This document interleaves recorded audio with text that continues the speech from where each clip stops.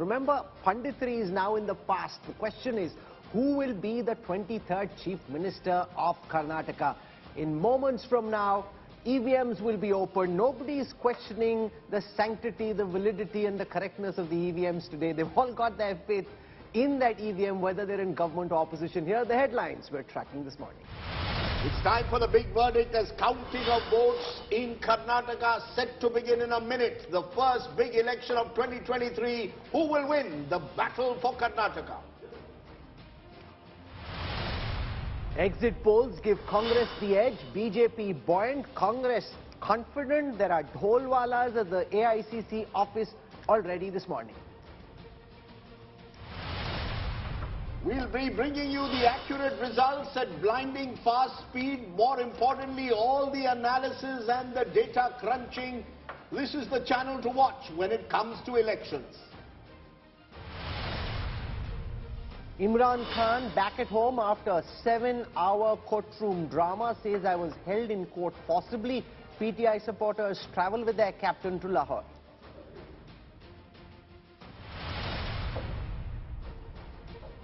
Okay, we have a stellar panel of guests also with us. Professor Sandeep Shastri, Ashok Malik, Preeti Chaudhary, my colleague, Ramkrishna Upadhyay, Harish Bijur. Lots of voices to be heard over the next couple of hours.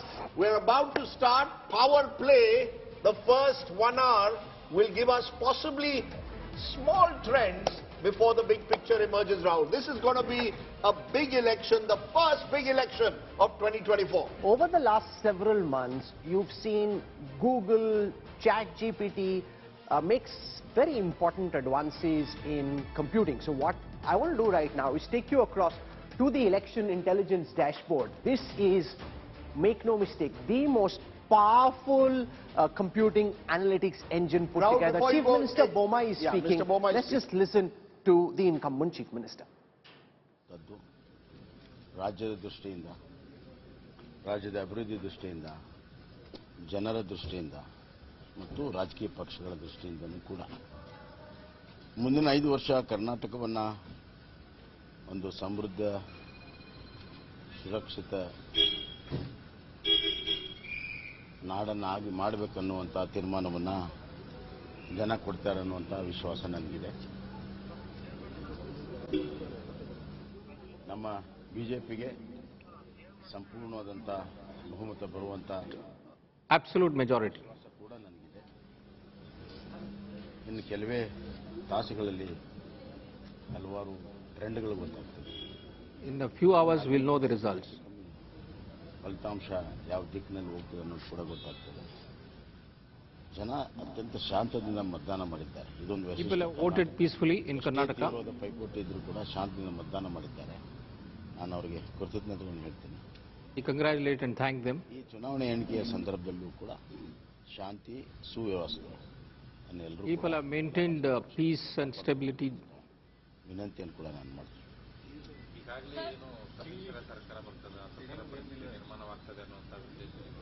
ನೋಡಿ, ಇದೆಲ್ಲವೂ ಕೂಡ result ಮೇಲೆ ಅವಲಂಬಿತವಾಗಿರುವಂಥದ್ದು.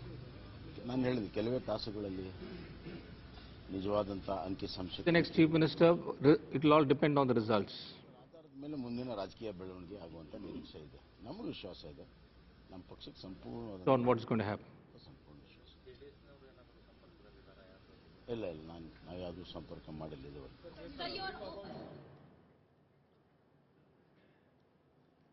I just want to give you a sneak peek into what to expect, because as those numbers start coming thick and fast, it will be difficult for you to track what's coming out of the election intelligence dashboard. Massive upgrades in this EI dashboard 2.0 now coming up on your screen. First, I want to show you, for example, the retain ratio and explain what that means. A quick preview into what to expect. So the Congress currently holds 80 seats in the Karnataka Assembly. How many are they retaining? How many are they losing? And from the seats that they're losing, who are they losing to? So that's what's coming up in retain ratio. On strike rate of the candidates in the fray, how many are currently winning? What's the strike rate? Just think of it in terms of cricket. What's the strike rate at the moment? What's the required strike rate to be able to get to 113, which is the mark at which a particular party is able to form the government? Direct fight is On the seats where there is a direct contest between two parties, party number one, which is the winning candidate at that moment, and the runner-up, how many seats is the Congress winning, how many is the BJP winning in the seats where there is a 1-2 race between those two parties. Then there is, of course, the heat map, which will show you where the BJP's voting percentage stands. So how many seats are they winning with, where the vote share is more than 40%, how many seats are there where the vote share is between 30 and 40, how many where the vote share is 20 to 30, and so on. We're also going to be tracking live and in real time the margin on different seats. If this gets really close, then it's exciting. How many seats are there out of 224 where the margin is less than 1 between the winner and the run-up, and who's winning on that particular seat? That's what a margin calculator will calculate for you, live and in real time. Remember, this is the kind of analytics which the likes of Sandeep Shastri used to take 2-3 days to be able to put together ordinarily once the elections had been completed. We're doing that in real time for you. Swing seats are those 165 seats where the winner has changed in every election over the last 3 elections. So what's happening on those swing seats? We'll show that out for you. Stronghold scanner looks at what's happening in the seats where a particular party has won over the last 3 elections. Last 3 elections, same party has been winning. What's happening in the Congress strongholds, the BJP strongholds, the JDS strongholds. And then there is my favorite seat of all, the bellwether seat of Shirahati. Since 1972, whoever has won the Dalit reserved seat of Shirahati has gone on to win the assembly. It's a bit of a freak, right? It's not really, there's no logic behind why this happens. It just tends to go with the winner.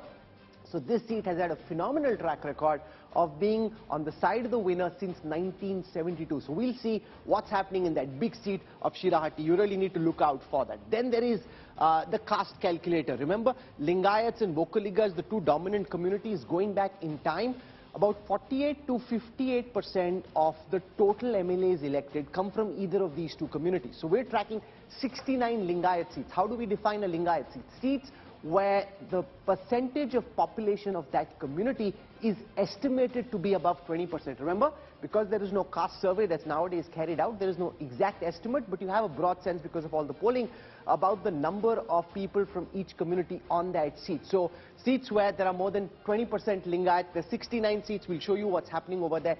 This is a community which then can determine who's likely to win. So they're called Vokaliga dominated seats or Lingayat dominated seats. 51 Vokaliga dominated seats, mostly in Old Mysuru and in the Bengaluru region. 20% plus Vokaliga population, we'll track that. We'll also have, and this is coming out for the first time, the profiles of the candidate, of the women candidates in the fray. The Congress is 11 of them, the BJP 12, the JDS 13. How many are winning, how many are losing? Then we are tracking muscle power of the candidates in the fray who have either serious criminal cases or criminal cases against them. How many are winning, how many are trailing? The Congress has 69 candidates with serious criminal cases, the BJP 66.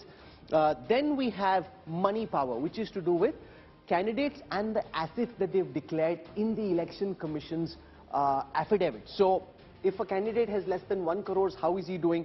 If his income is between, if his assets are between 1 and 10 crores, how is he doing? If it's between 10 and 50, how is he doing? And 50 and above, how are they doing? So we'll track that. We'll also track the educational qualifications of candidates, all in real time. You don't need to wait to read, I think you said the Hindu the next morning. No, you don't. You can catch it all live, exclusive here in real time on India Today. Class 12 and below, how many candidates are winning for all 3 parties, how many are graduates, how many are postgraduates. We'll track that in real time. And then, of course, defectors. There's been a lot of talk about the impact of defectors. The Congress has given 8 candidates who came from other parties tickets. The BJP has 1, the JDS 13. How are they doing? Dinners. Of the candidates who come from political dynasties, the BJP has given 33 such candidates tickets, the Congress 11, the JDS 6. How are they doing? Track it in real time. Then the rally impact. This is always contentious. The Prime Minister did 42 rallies and roadshows. So his outreach went through 42 seats. On those 42 seats, what's the BJP strike rate? On how many seats are they losing? Home Minister Amit Shah he did 30 rallies on the seats where he went through. How is the BJP doing? We're also tracking Rahul Gandhi. In fact, Rahul Gandhi is being tracked in two ways. One is what happens in the seats where he did campaigning during the assembly election, and then there is the Bharat Jodo Yatra. The Bharat Jodo Yatra went through 51 seats. 51 seats where the Bharat Jodo Yatra went through. We're also tracking live and in real time how the Congress did there. Then we're tracking what's happening on the urban pockets of Karnataka, the rural pockets, the semi-urban pockets, and then lastly, the voter turnout. And this time, the voter turnout, Sandeep Shastri, has been the highest in Karnataka. What does that suggest to you? The fact that Karnataka has voted as a higher percentage than ever in the past. Rahul, a higher voter turnout by itself does not indicate pro or anti, but I will look at the granular detail. The higher voter turnout has been significantly in Hyderabad Karnataka region or the Kalyan Karnataka region. That's an area which has seen a higher voter turnout. And that area, our exit polls indicate, is seeing a movement from a tripolar race to a bipolar race. Coastal Karnataka has actually seen a reduction in the voter turnout, and maybe that's a reflection of the lack of enthusiasm there, and we also show there that there is no change in the trend. All the other areas, it's a very marginal increase.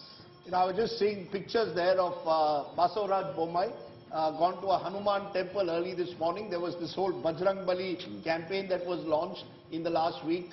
Even DK Shivkumar got into it, said, I'll have a Hanuman temple in every district. The truth of the matter is, Karnataka politicians are deeply religious. I don't think especially on vote counting day.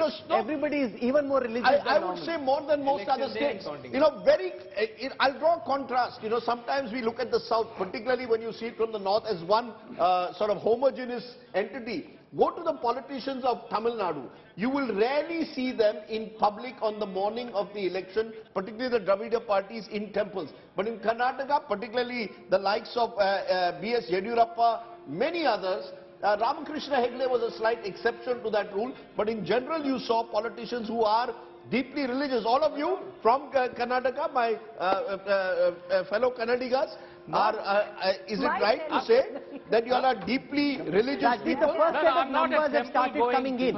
8 leads for the Bharatiya Janata Party, 3 for the Congress. The first set of leads from the Karnataka counting day on your screen right now. The JDS currently leading in 1, the BJP in 8. With one caveat, most of those leads, 5 of those leads are coming from coastal Karnataka.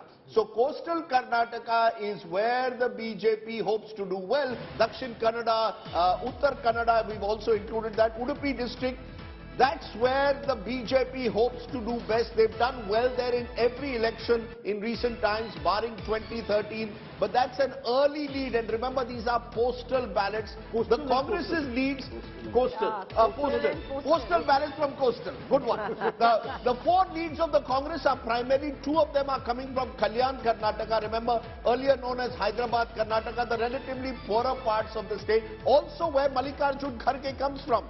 So that will be interesting. Preeti was there in that part of the world, and she's been telling us that she thinks the Congress has the edge there. JDS leading in 1, and that 1 lead is coming from Old Mysore, which is the stronghold of the JDS. So as of now, Karnataka are showing regional disparities. Coastal BJP, Kalyan Karnataka Congress, and Old Mysore going the JDS way. So no surprises. Very early postal ballots at the moment. But my son has given me the what I should be telling my guests who've come all the way from Bengaluru. Neevu Hegidari. ಹೇಗಿದ್ದೀರಾ ನೀವು ಹೇಗಿದ್ದೀರಾ how are you ನಾವು ಬಹಳ ಚೆನ್ನಾಗಿದ್ದೀವಿ ನಿಮ್ಮ ಸ್ಟುಡಿಯೋದಲ್ಲಿ ಬಂದು ಕೂತಿದ್ದೀವಿ election results ಕರ್ನಾಟಕದವರಿಗೆ ಕೊಡ್ಲಿಕ್ಕೆ beautiful I love it you could have said anything no it is Rajdeep your exit poll is not correct Kannada is a beautiful language, you know, a language which has thrown up some of the great literatures of our times, the musicians of our time. What a language. I want to make a point here, Rajdeep. The point is on language. You know, I think it's very important for people in Delhi to understand Kannada. I'll tell you why. I'm talking political leadership. Because, you know, when political leaders from Delhi come down and they get translated from one language to another, there's plenty loss of translation. There were very irritated visuals recently. But the point is this. The Congress party in this election has had a national leader called Mallikarjun Kharge, who coincidentally belongs to Karnataka, speaks Kannada. So accidentally the Congress president speaks Kannada. Whereas Mr. Nadda had that issue of translation. So I think, it's extremely important.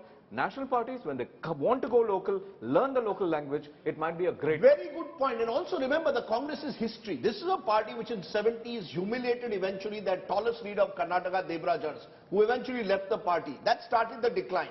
1990, you humiliated Virendra Patil, Lingayat leader, removed from office, and the Congress paid a price. This time, perhaps serendipitously, the Congress has There are more Dolwalas. Earlier there were only Dolwalas. Now they've got people who are dancing as well. That looks like a Bhangra troupe. They should have got somebody who do Carnatic dances. But anyway, they've got some dancing troops, Rajdeep. The Congress is dancing more than they should right now. Just to take what Harish Bijur just said, while we have the Dhols, very North Indian style dancing going on, remember Sushma Swaraj, when she went to Bellary, learned Kannada. It is important. I maintain, Rahul, the challenge for the BJP is, when you are in states with strong linguistic identities, can you use the Hindi idioms in those states? That's a challenge. Moshbi Singh is dancing or no? She's not. No, she's trying to get set. But I'm not sure why they've got the Bhangra out there. I don't worry about that, Radhi, because these are Punjabi panches. The panche is the dhoti that we wear. Punjabis you are call also it vesti, right? No, panche. So this is the yellow Punjabi panche. I don't worry about that. Should I ask you to? Should I also ask you to give us an early teaser of the kind of Kannada dances that are done? You know something, Radip, you are the hero of that. No, we are waiting for your Radip, have you been practicing a dance move or not? I have got. Radip, we will sing and you will dance. My dear friend Harish has very kindly brought Mysore Pak. Brilliant sweet. Absolutely. And if we get our exit poll right, I will have a full Mysore Pak today. A full one little Mysore Pak. Even otherwise you can have. In fact, bad for cholesterol. In fact, Radhi. Okay, look, the numbers are going thick and fast. The BJP, Rahul, has taken a lead and importantly is also taking a few leads in Bengaluru city. 19 to the BJP, 11 to the Congress, and the Congress's leads, interestingly, are coming from all over Kalyan, Karnataka, and Preeti, interestingly, central Karnataka. These are areas with strong Dalit population, Muslim population, ST population, and non-dominant OBCs, including the Kurbas.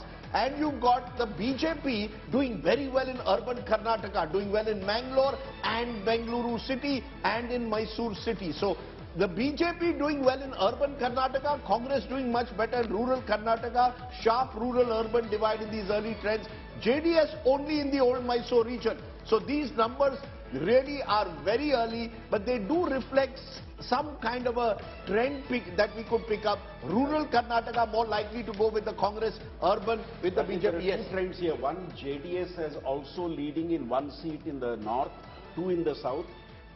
Most of the BJP seats are in coastal Karnataka, save one seat in Kalyan, Karnataka. And as Rajdeep said, BJP's lead is across the state, where all it is leading. So those are the trends which are visible in the early leads. You went to Kalyan, Karnataka, Preeti. What did you see there that made you believe that this is an area where the Congress has an edge? You travelled a day with Mallikarjun Kharge as well.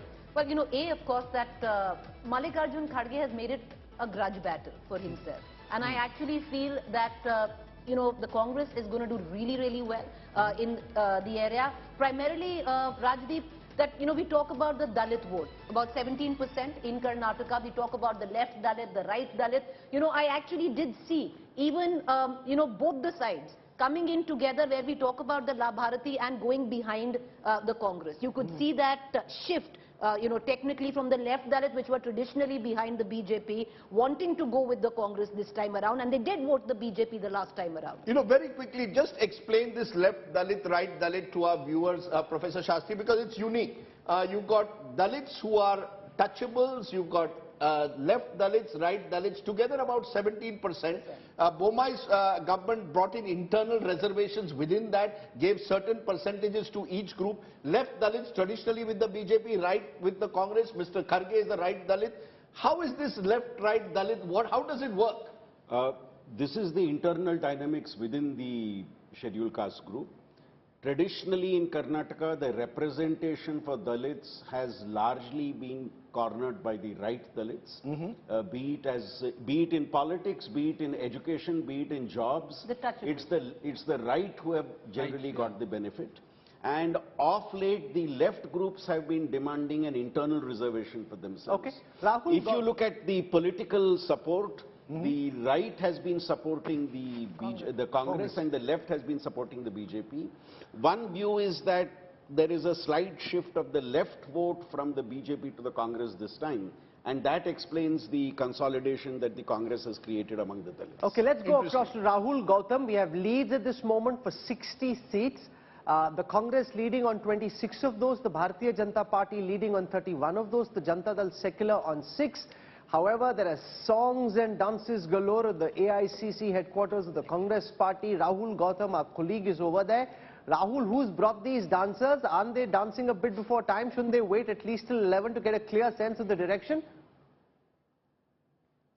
Lok Sabha खोलोगे पूरा देश राहुल गांधी को मिल जाएगा कहीं ना कहीं ये लोग झूठ बोलते हैं प्रियंका गांधी ने क्या दिया प्रधानमंत्री जी जब भी आते अपने दुखड़े रोते हैं मुझे गाली दिए भाई ऐसा काम क्यों करते हो जो गाली दी मैं समझता हूँ प्रधानमंत्री जी जनता से कहते कि मैंने आपका विकास करा मैंने आपको नौकरी दी मैंने आपका सम्मान करा आंकड़ा डाला जा रहा है आपको पूरा यकीन कितनी सीट आएंगी कांग्रेस को 150 से ज्यादा आएंगी ये तय है क्योंकि पूरा कर्नाटक राहुल गांधी की भारत जोड़ो यात्रा से जुड़ा था और अत्याचार के खिलाफ है महंगाई के खिलाफ है बेरोजगार के खिलाफ है जो पहलवान महिला बैठी है हमारी उनके फेवर में है कि उनका सम्मान करो महिला का सम्मान बीजेपी कह रही है कि उनके पास प्लान भी रेडी है कर्नाटका के लिए नहीं उनको तो सत्ता का लालच है हो सकता है हमसे दोपहर तक लूट मिले उनके प्लान है हमारी सेवा है हमारी सेवा भावना है हम जनता के लोग हैं हम प्लान नहीं बनाते हम दिल से जनता के साथ करें और जनता समझ गई है अगर इनको एक मौका और दे दिया तो अपने बच्चों को भूखा मारना पड़ेगा महंगाई का सामना करना पड़ेगा डीजल पेट्रोल महंगा हो जाएगा अब जनता इनको वोट नहीं देगी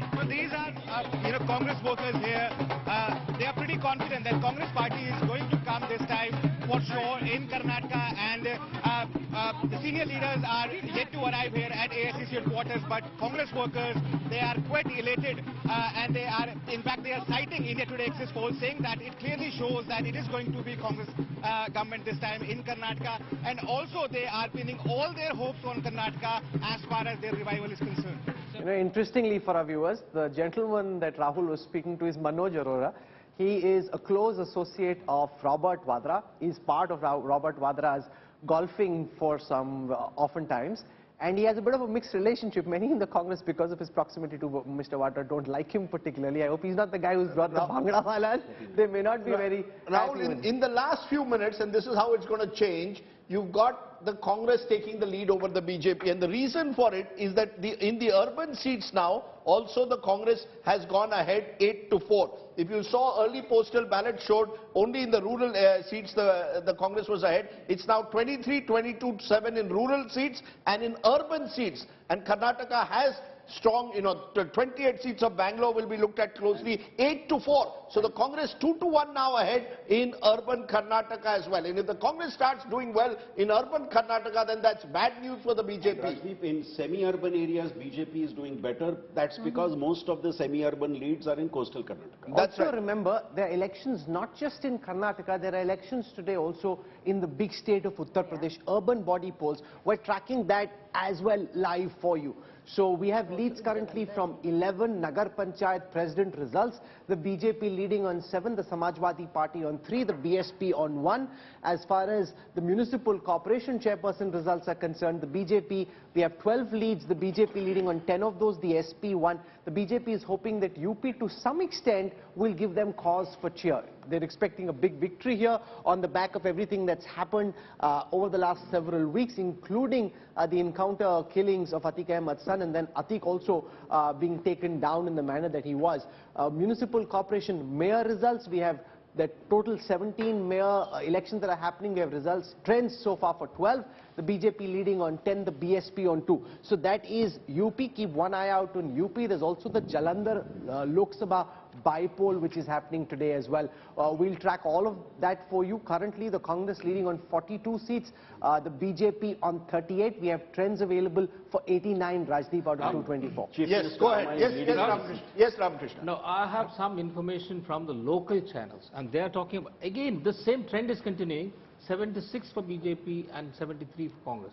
So this is a clearly tight fight. No, tight fight, but let me just say, at 820, all you're getting is a handful of postal ballots. So let's, be very careful. It's too early to say which way the wind is blowing, but the wind clearly at the moment suggests it's blowing both ways. There are seats, a lot of the swing seats, Rahul. Interestingly, BJP, as per the early trends, is actually doing rather well in those.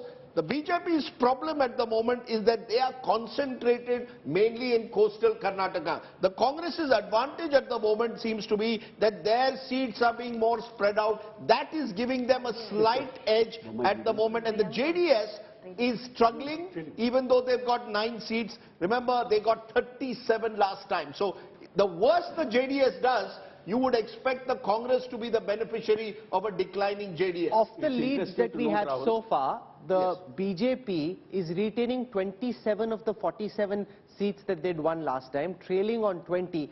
So the BJP's retain ratio at this moment is 57%. You want to make a point? Bommai is leading in his seat, Shettar is trailing in his seat, Siddaramaiah is leading in his seat. Priyank Kharge is trailing on his seat. Of the 80 seats the Congress had last time, we have trends currently for 37. The Congress at this moment leading on 24, trailing on 13. Of the trailing seats, 9 leads are going to the BJP, 4 to the Janata Dal Secular.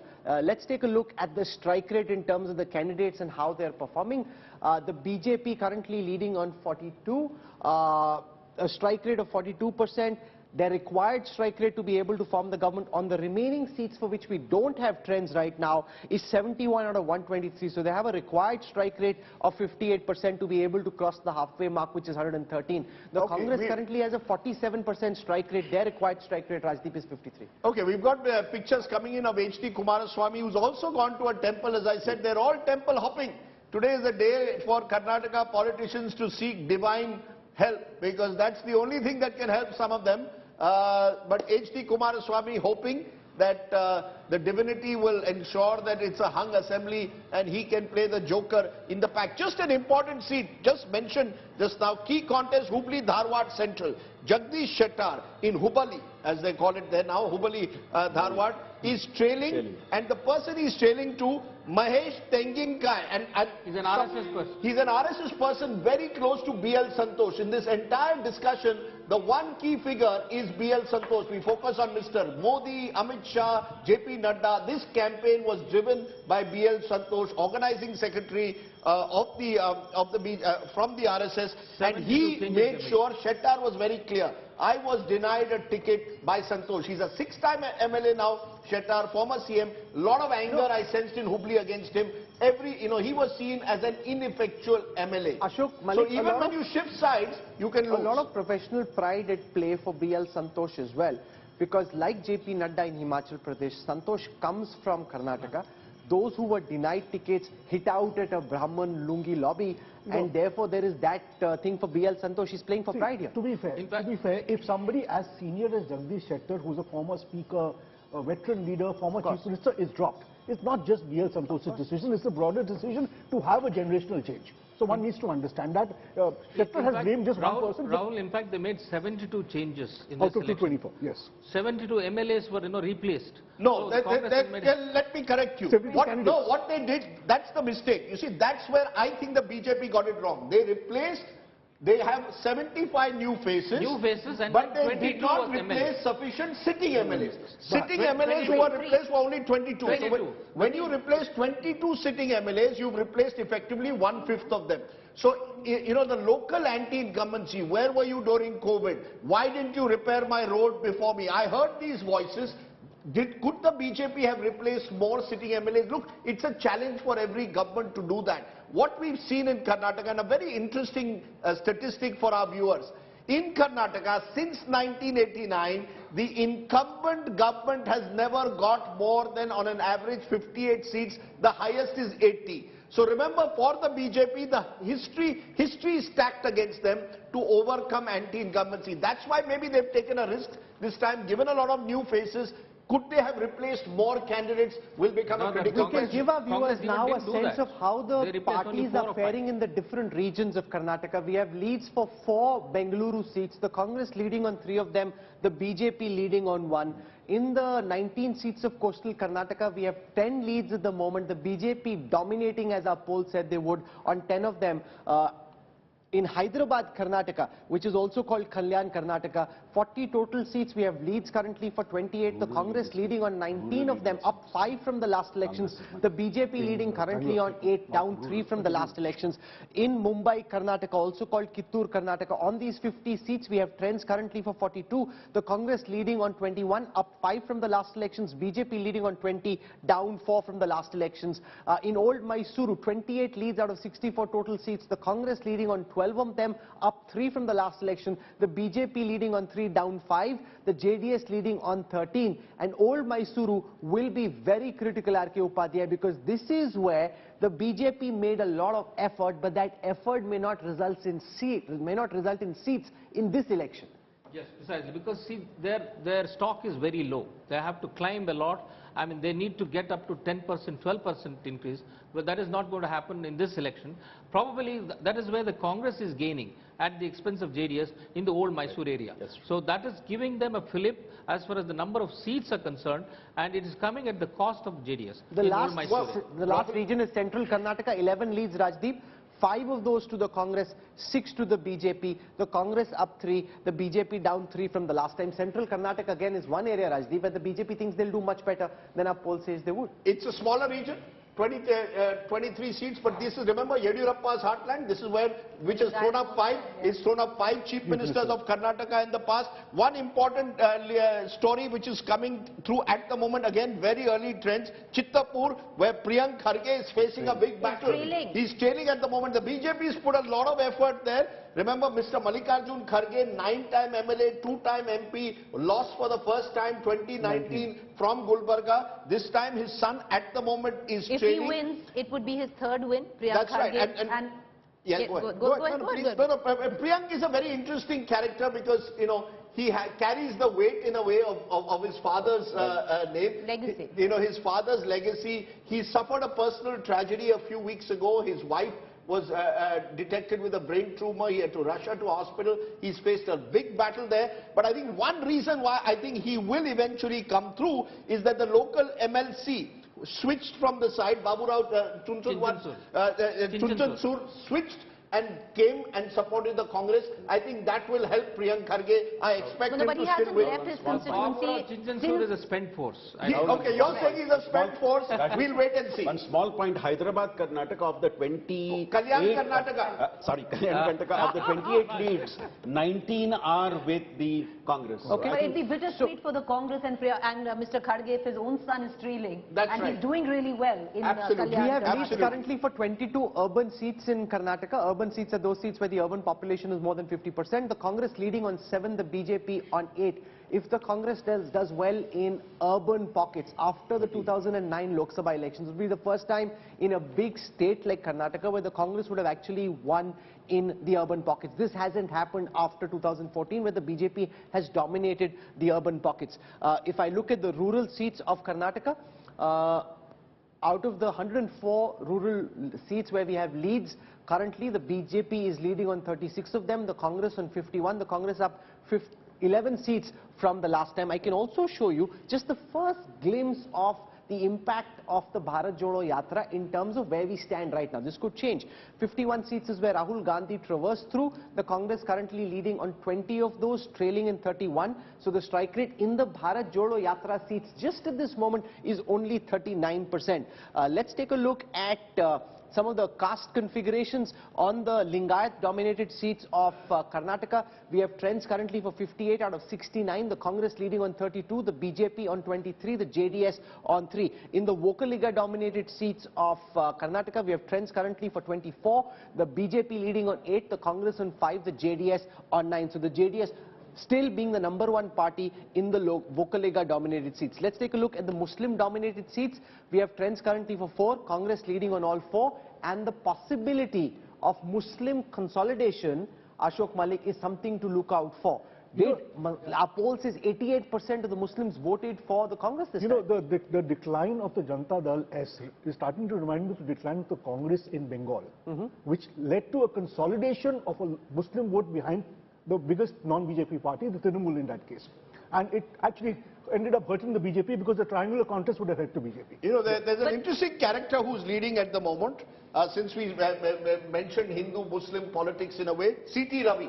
You know, C.T. Ravi is leading from lovely Chikmagalur. He was B.L. Santosh's, one of B.L. Santosh's core team, and it was C.T. Ravi and others who a year ago kept raising the ante when it came to hijab, azan, halal. These were the leaders who spoke of Tipu Sultan, who spoke of a Savarkar Yatra. He's leading in his own constituency, but I just wonder whether the BJP got its strategy wrong a year ago by focusing on Hindutva when what Karnataka needed was welfare. But Rajdeep, if you look at it, the last, the final leg of the campaign, the last 1 week, the Bajrang Dal controversy, the Congress got panned for it, for putting it in the manifesto. Today, if the Muslim vote stands behind the Congress, are we going to say it was a master stroke? Because in old Mysuru region, the entire, at least with what our, exit poll says, the vote is coming behind the Congress. But can I just switch that for you? Why are you looking at it only from the Muslim vote? I'm looking at it from the Hindu vote. Let's please recognize, we keep saying Bajrangbali, Hindutva politics. That's why I mentioned C.T. Ravi. My point is, where is the if Bajrangbali, forget about Muslims for a moment, you wanted to consolidate your Hindu vote, it's not happening.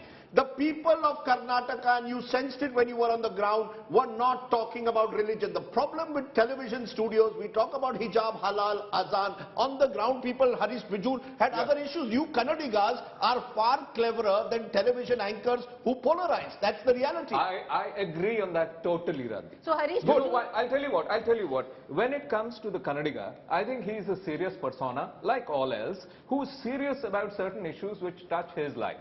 What touches his life are jobs, his livelihood, peace. Non-communalism is an agenda. So he doesn't want this politics. I think, but the point is, again, I want to turn it around and talk about voter turnout. Now, if you look at voter turnout, we have had a stupendous amount of voter turnout. You had just 55% in Bengaluru. In BTM Nagar, which was underwater, you had only 46%. Radip, sorry for Bengaluru. Sorry for Bengaluru.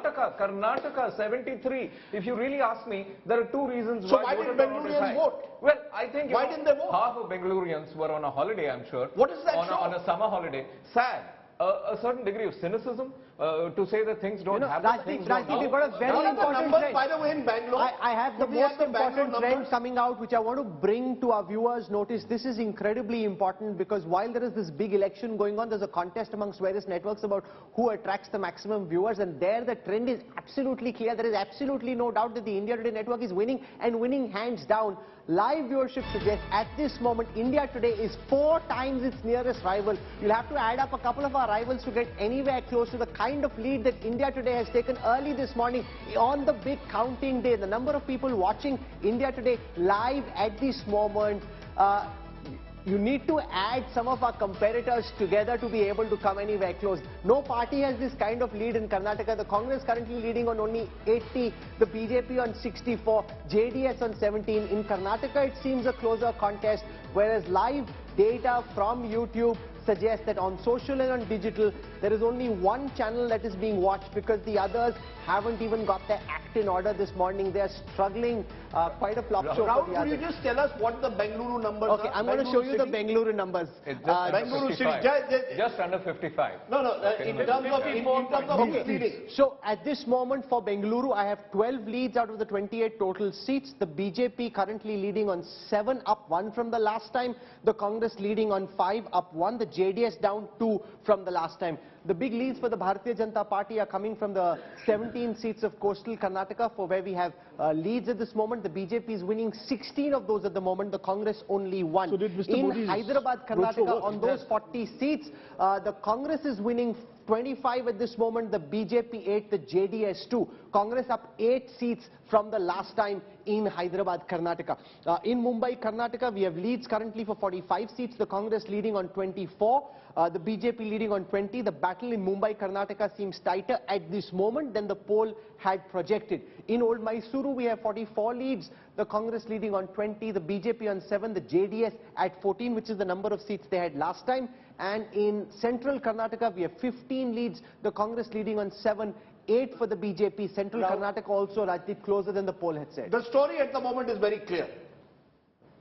North Karnataka and Old Mysuru. Remember, if the BJP has to get a majority, they have to dominate North Karnataka. This is the Lingayat belt. This is the belt from which the BJP, along with coastal Karnataka, grew. This is the 50 seats.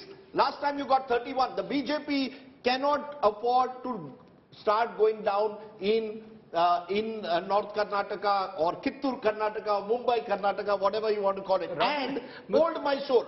What is happening in Old Mysore is another big story. The triangular fights and the decline of the JDS is working to the advantage of the Congress. So the two biggest regions, one with 64 seats, Old Mysore, one with 50 seats, Mumbai Karnataka or Kittur Karnataka, are in a way decisive. If the Congress holds on to this lead, it will be game, set, almost match, even though these numbers are tight. Bombay Karnataka, coastal Karnataka, central Karnataka in history have always stood with the single largest. That's right. But the point, Preeti, is that these, absolutely right, these are the two largest regions, North Karnataka, and if out of the 114 seats, I get a lead, I am in pole position. But Rajdeep, as these trends show, so far, in a city which has not been a stronghold, the BJP is not doing too badly in Bangalore. No, it's not doing, but remember, they're improving. They're definitely improving. Okay, these are early leads.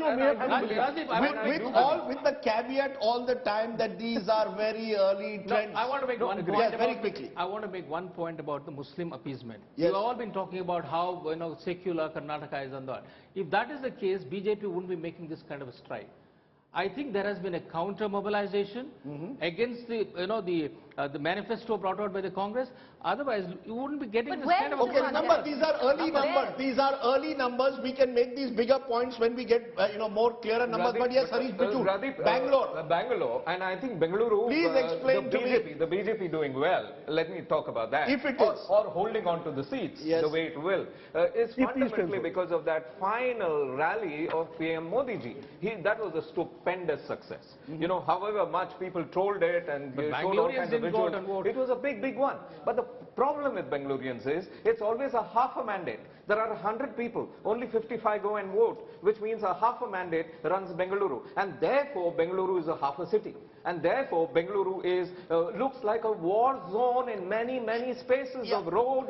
But very interestingly, Bengaluru actually doesn't conform to normal big cities of India. Normal big cities, with the exception of Chennai, have been BJP dominated. Chennai, Kolkata are the two exceptions where regional parties do well. But rest of India, the BJP has dominated. Even Mumbai in assembly and in general elections. Bengaluru in assembly elections has tended to vote for the Congress. The Congress, even in 2018, was leading 15 versus 11. Is Bangalore a city which is traditionally anti-establishment? You haven't had a BBMP in Bangalore for the last few years as well. If you look at Bengaluru city, the competition was largely between the Congress and the Janata Party, Janata Dal, even when BJP had a presence in Karnataka. It's only recently that the BJP has made inroads into Bangalore city at the cost of the Janata Dal. Right. And the competition has now largely... Because it had a large Vocaliga pocket. You're saying the JDS has it still has a large rural pocket. That's right. Absolutely.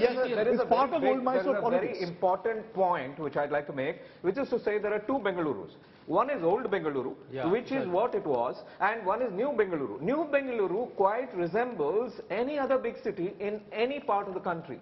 To an extent, New Bengaluru looks like a Delhi, Gurgaon. I take your point, sir. Voters will vote differently. One in every four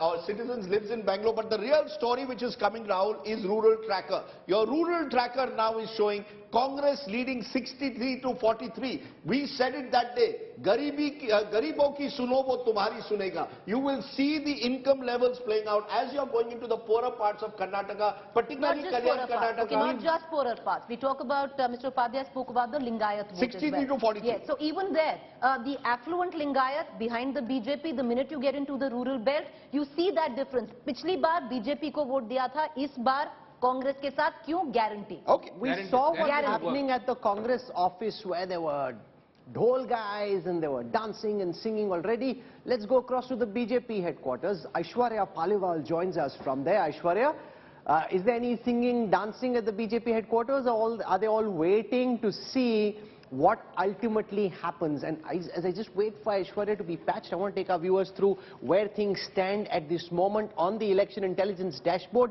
The BJP, currently we have 94 trends on seats which the BJP held. They are winning only 57% of those seats, trailing on 43. That's a big blow for the BJP, not being able to hold on to the seats that they had last time. We have 64 leads for the Congress on the 80 seats they held. The Congress is a much better retain ratio of 66%, retaining 66% of the seats they had last time.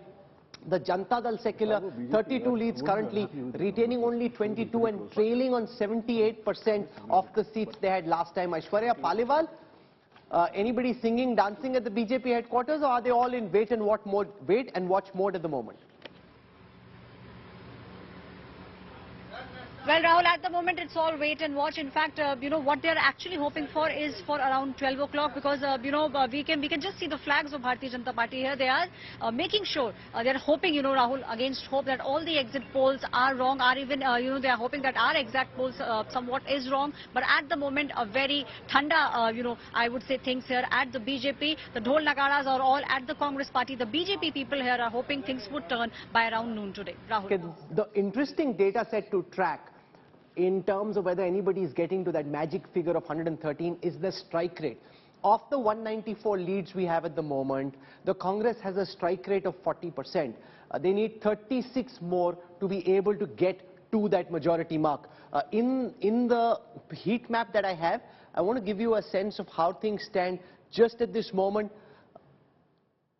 There it is on your screen right now, how the different parties are doing in different parts of the state. In Bengaluru... Rahul, I'm going to stop you for a moment because the Congress has touched a triple figure, 100. These are, of course, very, very early trends, but you've touched 100, so you're 25 ahead of your party. And even if you add the 75, 16 and the others, the Congress are at the moment halfway mark. And someone else who's smiling now is our old friend DK Shivkumar. He's leading in a seat. He's won 7 times, lost only once, 1985. Since then has won every time. We'll hope that this is his big day out. But remember, the bigger the Congress victory, the more chances that Siddaramaiah becomes the Chief Minister. The lesser the Congress victory, Mr. Shivkumar comes into the game as well. But in Kanakpura, in Mandya, you have DK Shivkumar leading in his Vokaliga belt. But the big news coming in, the Congress touched the 100 mark in early trends. But as we've seen in the IPL, you can touch a 100 mark at the start of the race. Can you win in the last stretch? The BJP is not out of it at the moment. With 75 seats, they are very much in the race. JDS is the one taking a hit at the moment, just 17 seats. But the real story coming in as you go region by region is Kalyan, Karnataka. It's a sweep. Are you, Preeti, did you sense it there? I told you that. So what was that factor? What was the one factor that you saw? What I thought there were 2 factors, and very clear 2 factors. Number one, one would have to say it has to be Mr. Kharge. The amount of focus that he gave to this particular area, like I said, he'd lost in 2019. I still remember when I interviewed him, he began the interview with that in 2019, Narendra Modi came to my constituency and said, Mera account band ho gaya. He's taken that personally. So it's a grudge battle for Mr. Mallikarjun Kharge. But more so when we talk about the Dalit vote, we talk about the Labharti vote, the left, the right, it seems because of the guarantee card, it's all going towards the Congress. Sorry? Kumaraswamy trailing from Channapatna. This is huge. Yogeshwar is... HDK trailing. Remember, Prime Minister Modi went campaign in Channapatna. I was there with HDK that day. And HDK that day said, no, let anyone come, Mr. Modi, anyone to Channapatna. I want to make a point. And you've got Shettar, who's now still continuing to trail in Hubli. So that's a big blow in a way. I want to make a point about understand Labharti versus guarantees. You've got the Congress's guarantees and the BJP's central Labharti schemes. Why is it that you think the local guarantees are working at the moment better than the national Labharti project? Why is that happening? Why is it that the BJP's Labharti is not voting, the one who gets a toilet is not voting for the BJP? Making very clear for the central schemes, we will give you the vote next year. When the Lok Sabha election it's Modi for Delhi, it's Siddaramaiah and But can I tell you something? There's a huge... Harish said to add to add to what Harish said, the voter on the ground, she is looking at, not he, she is looking at the benefits which the citizen give. But then, Rajdeep, there is a larger point. Central Karnataka, Congress is now ahead. Bangalore, it's an equal race between the Congress and the BJP. Yes, but you know, the big Rajdeep, story coming, yes, old I want to make a point I'll just go to the rapid table, but go ahead. I just want to make a point about Channapatna. I visited that constituency and I saw Mr. Devagowda himself, doing 3-4 rounds because he knew his son was in a difficulty. So that is where... No? Son is Ramnagra. Channapatna is Mr. No, I'm talking about Kumaraswamy. Right. S.D. Kumaraswamy. S.D. Kumaraswamy was in trouble. You think he was in trouble, right? He was very much in trouble. Why is that? Why is that? Because Yogeshwar is a very good candidate. He has won 5 elections from 3 different parties. He has won twice from BJP, twice from Congress. Once he was an independent. By the way, that's one interesting factor. That's one interesting factor of Karnataka, the floating MLAs. They can switch parties, but they can win. Almost a fourth of Karnataka's last assembly were candidates who had won in more than one party. Campaigning for one fully. Please don't cross talk. It doesn't help the viewer. Sunstroke of JDS, the father gives up the seat for the son, and the father loses. This has happened to Kumaraswamy, and this, I don't say no, please, with one caveat, this is very early, it is only 9 o'clock. Rajdeep, if you're talking about the Gowda stables, right? So you have Kumaraswamy who's trailing, the 3rd generation Gowda, Nikhil Kumaraswamy is trailing from Ramnagar as well. Okay. So you have both of them so the trailing JDS is taking a hit, yes, Harish. Rajdeep, I'm also dividing at the macro level the vote between the rich vote and the poor vote. Because if you really look at it, the rich vote bases the top aspirations for tomorrow. Because they're self-actualizing. The poor vote bases the price of the gas cylinder. Okay. And I think, this has become a gas cylinder. Okay, thank you for using my word. Anyone who says gas cylinder election, it's my patent, but said 3 weeks ago, long before political parties. The BJP is closing in, 84 plays 101, The BJP is still behind, but it's not it's not a sweep, and it also means that you could still have a hung assembly. If these numbers hold, it could be a hung assembly. But look at how the regions are now switching. Bangalore, Congress ahead in 15, BJP in 8. Remember last time, Congress was leading in 15, BJP in 11. Coastal Karnataka, beautiful part, Gokarna, Bhatkal, you can come on to Bangalore. Here the BJP is sweeping. Udupi, these are heartland of Hyderabad Karnataka or Kalyan Karnataka is where we are seeing a clear lead for the Congress, 23 plays 13. Mumbai Karnataka, and this is now dead heat. Remember, I keep saying, BJP, just a minute, BJP will have to win North Karnataka to actually become the single largest, but a hung assembly could be in Mumbai, Karnataka if these numbers hold. So the strong possibility of a hung assembly if these numbers hold there.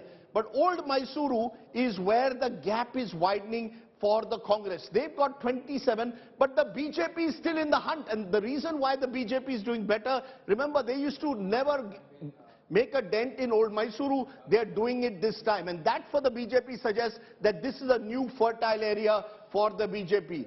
Central Karnataka, 11 to 9, much closer, tighter. So it's becoming a tighter race in the last 10-15 minutes.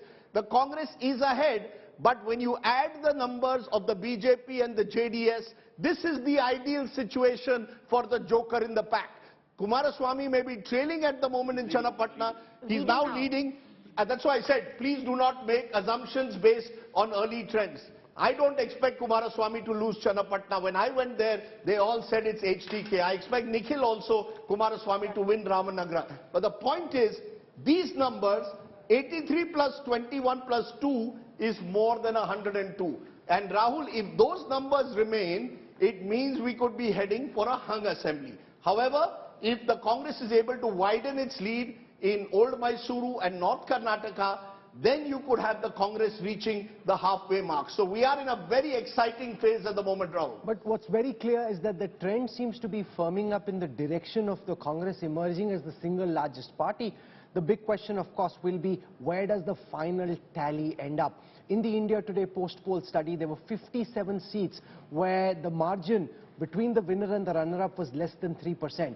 So those are the seats where there will be a pitched contest, but as we've often seen in the past, the winner's bandwagon effect tends to come into play, Sandeep Shastri, which suggests that if you are likely to win, you end up winning more than you would. It just is one of those things, you know, like in cricket, if it's your day, a ball which would have otherwise gone for a 4 ends up going across the boundary and you get a 6. It's a bit like that, Rajdeep, in past, Rahul and Rajdeep, in past polls we have seen, towards the end of the race, the party which is in the lead gains much more momentum. Why does that happen, statistically? No, that's no, it's like cricket. What happens is, if you're connecting in the on tough seats, where there is a tough fight, those are the seats where the leads come late.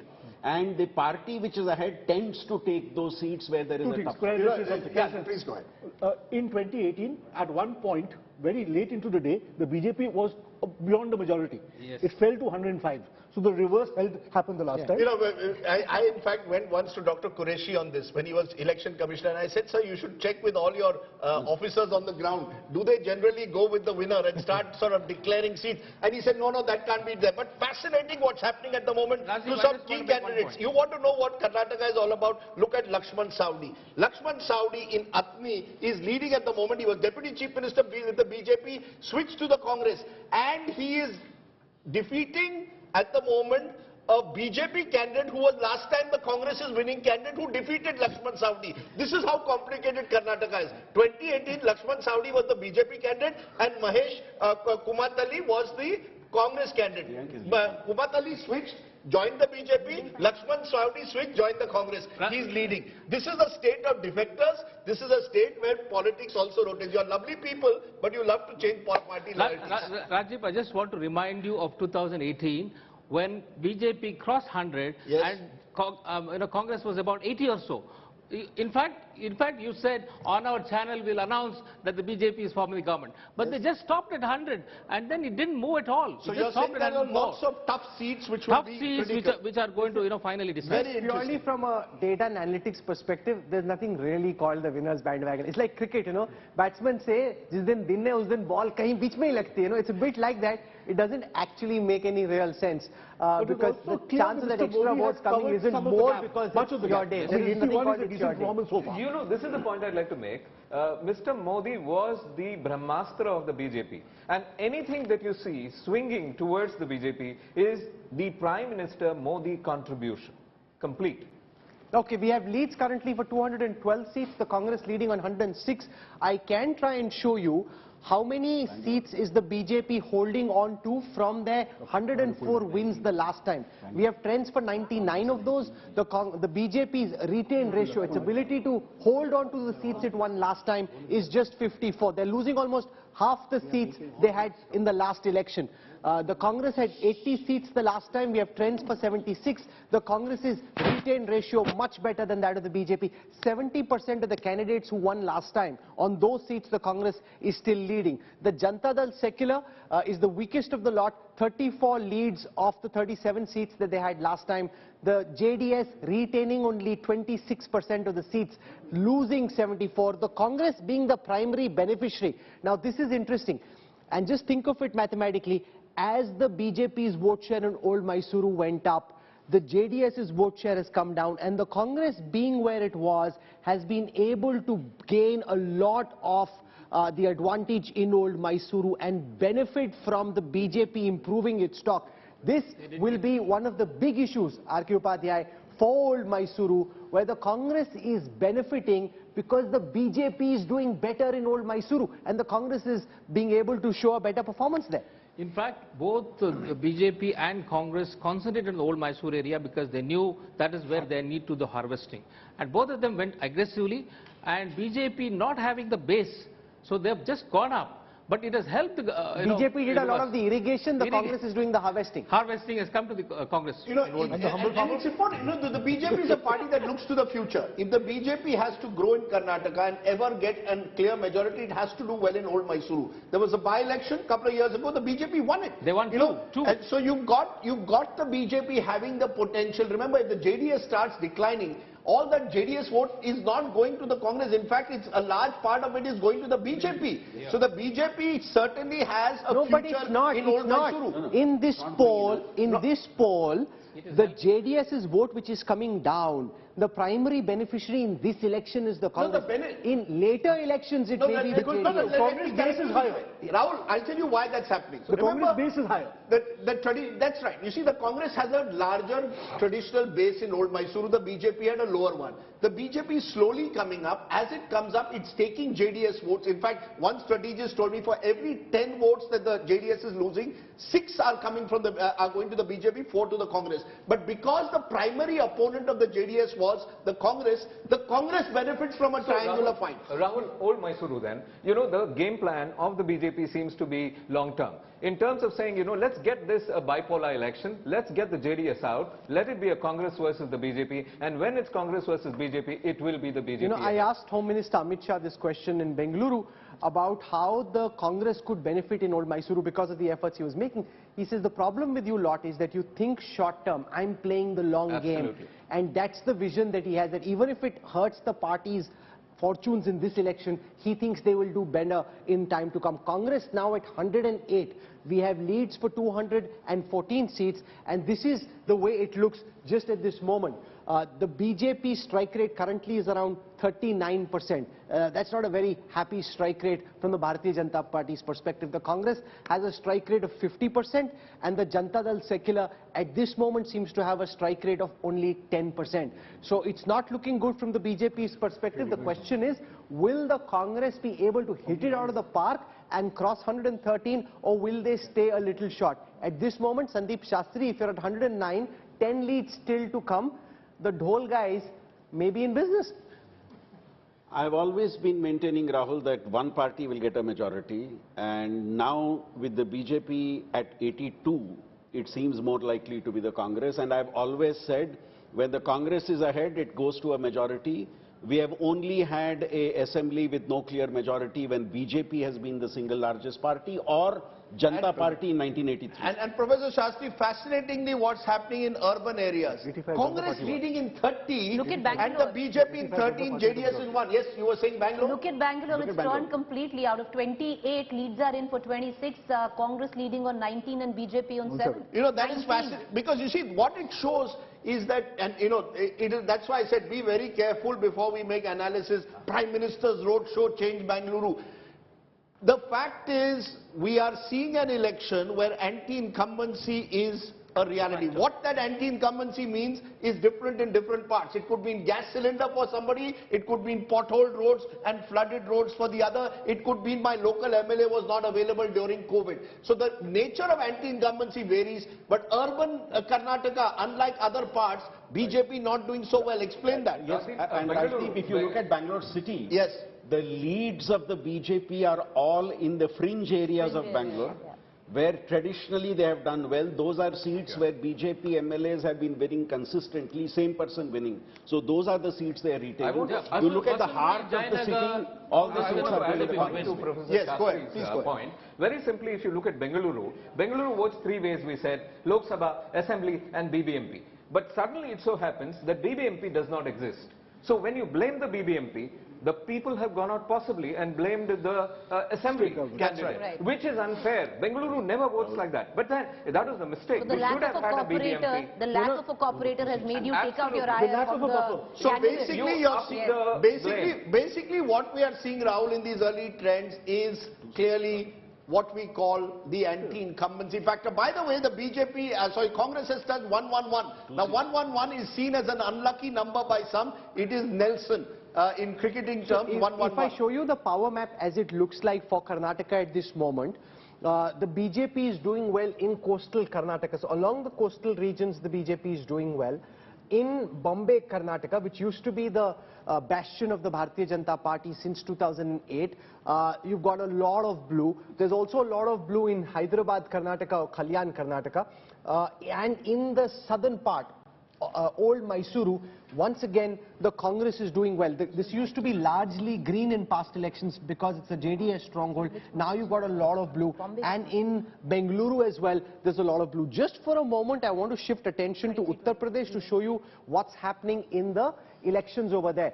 So if I look at the Panchayat tally, 70 leads currently, BJP leading on 37, Samajwadi Party on 17. In the municipal municipal leads, 53 versus 16 for the SP. Mayor elections, 15 for the BJP, 1 for the SP. So some good news from Uttar Pradesh for the Bharatiya Janata Party. And Rahul, what it shows is how different India is. Right? The north of the Vindhyas, the BJP remains a very powerful force, particularly in Uttar Pradesh, particularly in semi-urban, urban. Just the opposite is happening in Karnataka. You see, we seem to believe that India, this whole pan-India phenomenon no longer exists. Every state is distinctive to the other. And in Karnataka, what we are seeing is the anger over possibly gas cylinders, over prices in rural Karnataka, anger over collapsing urban infrastructure in cities like Bengaluru. All of that is working against the ruling party, which in this instance was the BJP. But in Yogi Adityanath's UP, where you had a chief minister who is seen to be strong and effective, particularly by his own constituents, he is holding on. So it's not as if anti-incumbency exists all across the country. That's the point I made, Rahul. Double-engine Sarkara needs a strong local leadership. That's the lesson for the BJP. One size doesn't fit all. 113. 113. The For magic the number. first time this morning, the Congress has taken the lead in a way that they've now crossed the majority mark. 113 is the magic figure in Karnataka. For the first time, the Congress is 1 seat more than the magic number. And look at it, BJP heavyweight C.T. Ravi, we explained in trailing in Chikmagalur, 8 ministers. 8 sitting ministers. Sriramulu trailing. Sriramulu, who remember was very close to the Reddy brothers, he's trailing from Bellary. Madhuswamy trailing, Nagaraj trailing. So you've got the classic indications in Karnataka now of a potential anti-incumbency, because 100. Caveat, C.T. Ravi is only trailing by 92 votes. No, whatever it is, the fact is that there is, you're seeing across Karnataka, the BJP, 2 regions where the BJP is doing reasonably well. It's not completely getting demolished in North Karnataka and Mumbai, Karnataka. Therefore, the defection, the Lingats are holding on in a way, as our poll suggested, to the BJP. Coastal Karnataka, traditional BJP area, BJP doing well. It's when you come, Rahul, to Kalyan Karnataka, that's Hyderabad Karnataka, Bengaluru city and old Mysuru, where the game is completely changing. One point. Urban, semi-urban, rural. BJP is doing better in semi-urban. Congress is doing better in urban and rural. And this is Let me show that data on the screen. Of the urban seats that we are tracking at this moment, and this has not happened since 2014, where the Congress is actually doing better than the BJP in the urban pockets. I have leads for 44 out of 47 urban seats where the population in urban areas is more than 50%. The Congress leading on 28, up 9 from the last elections. The BJP leading only on 15, down 8. Now this would give the Congress some cheer. They haven't been able to do this in a very long time. They're also leading though in rural Karnataka, 148 leads.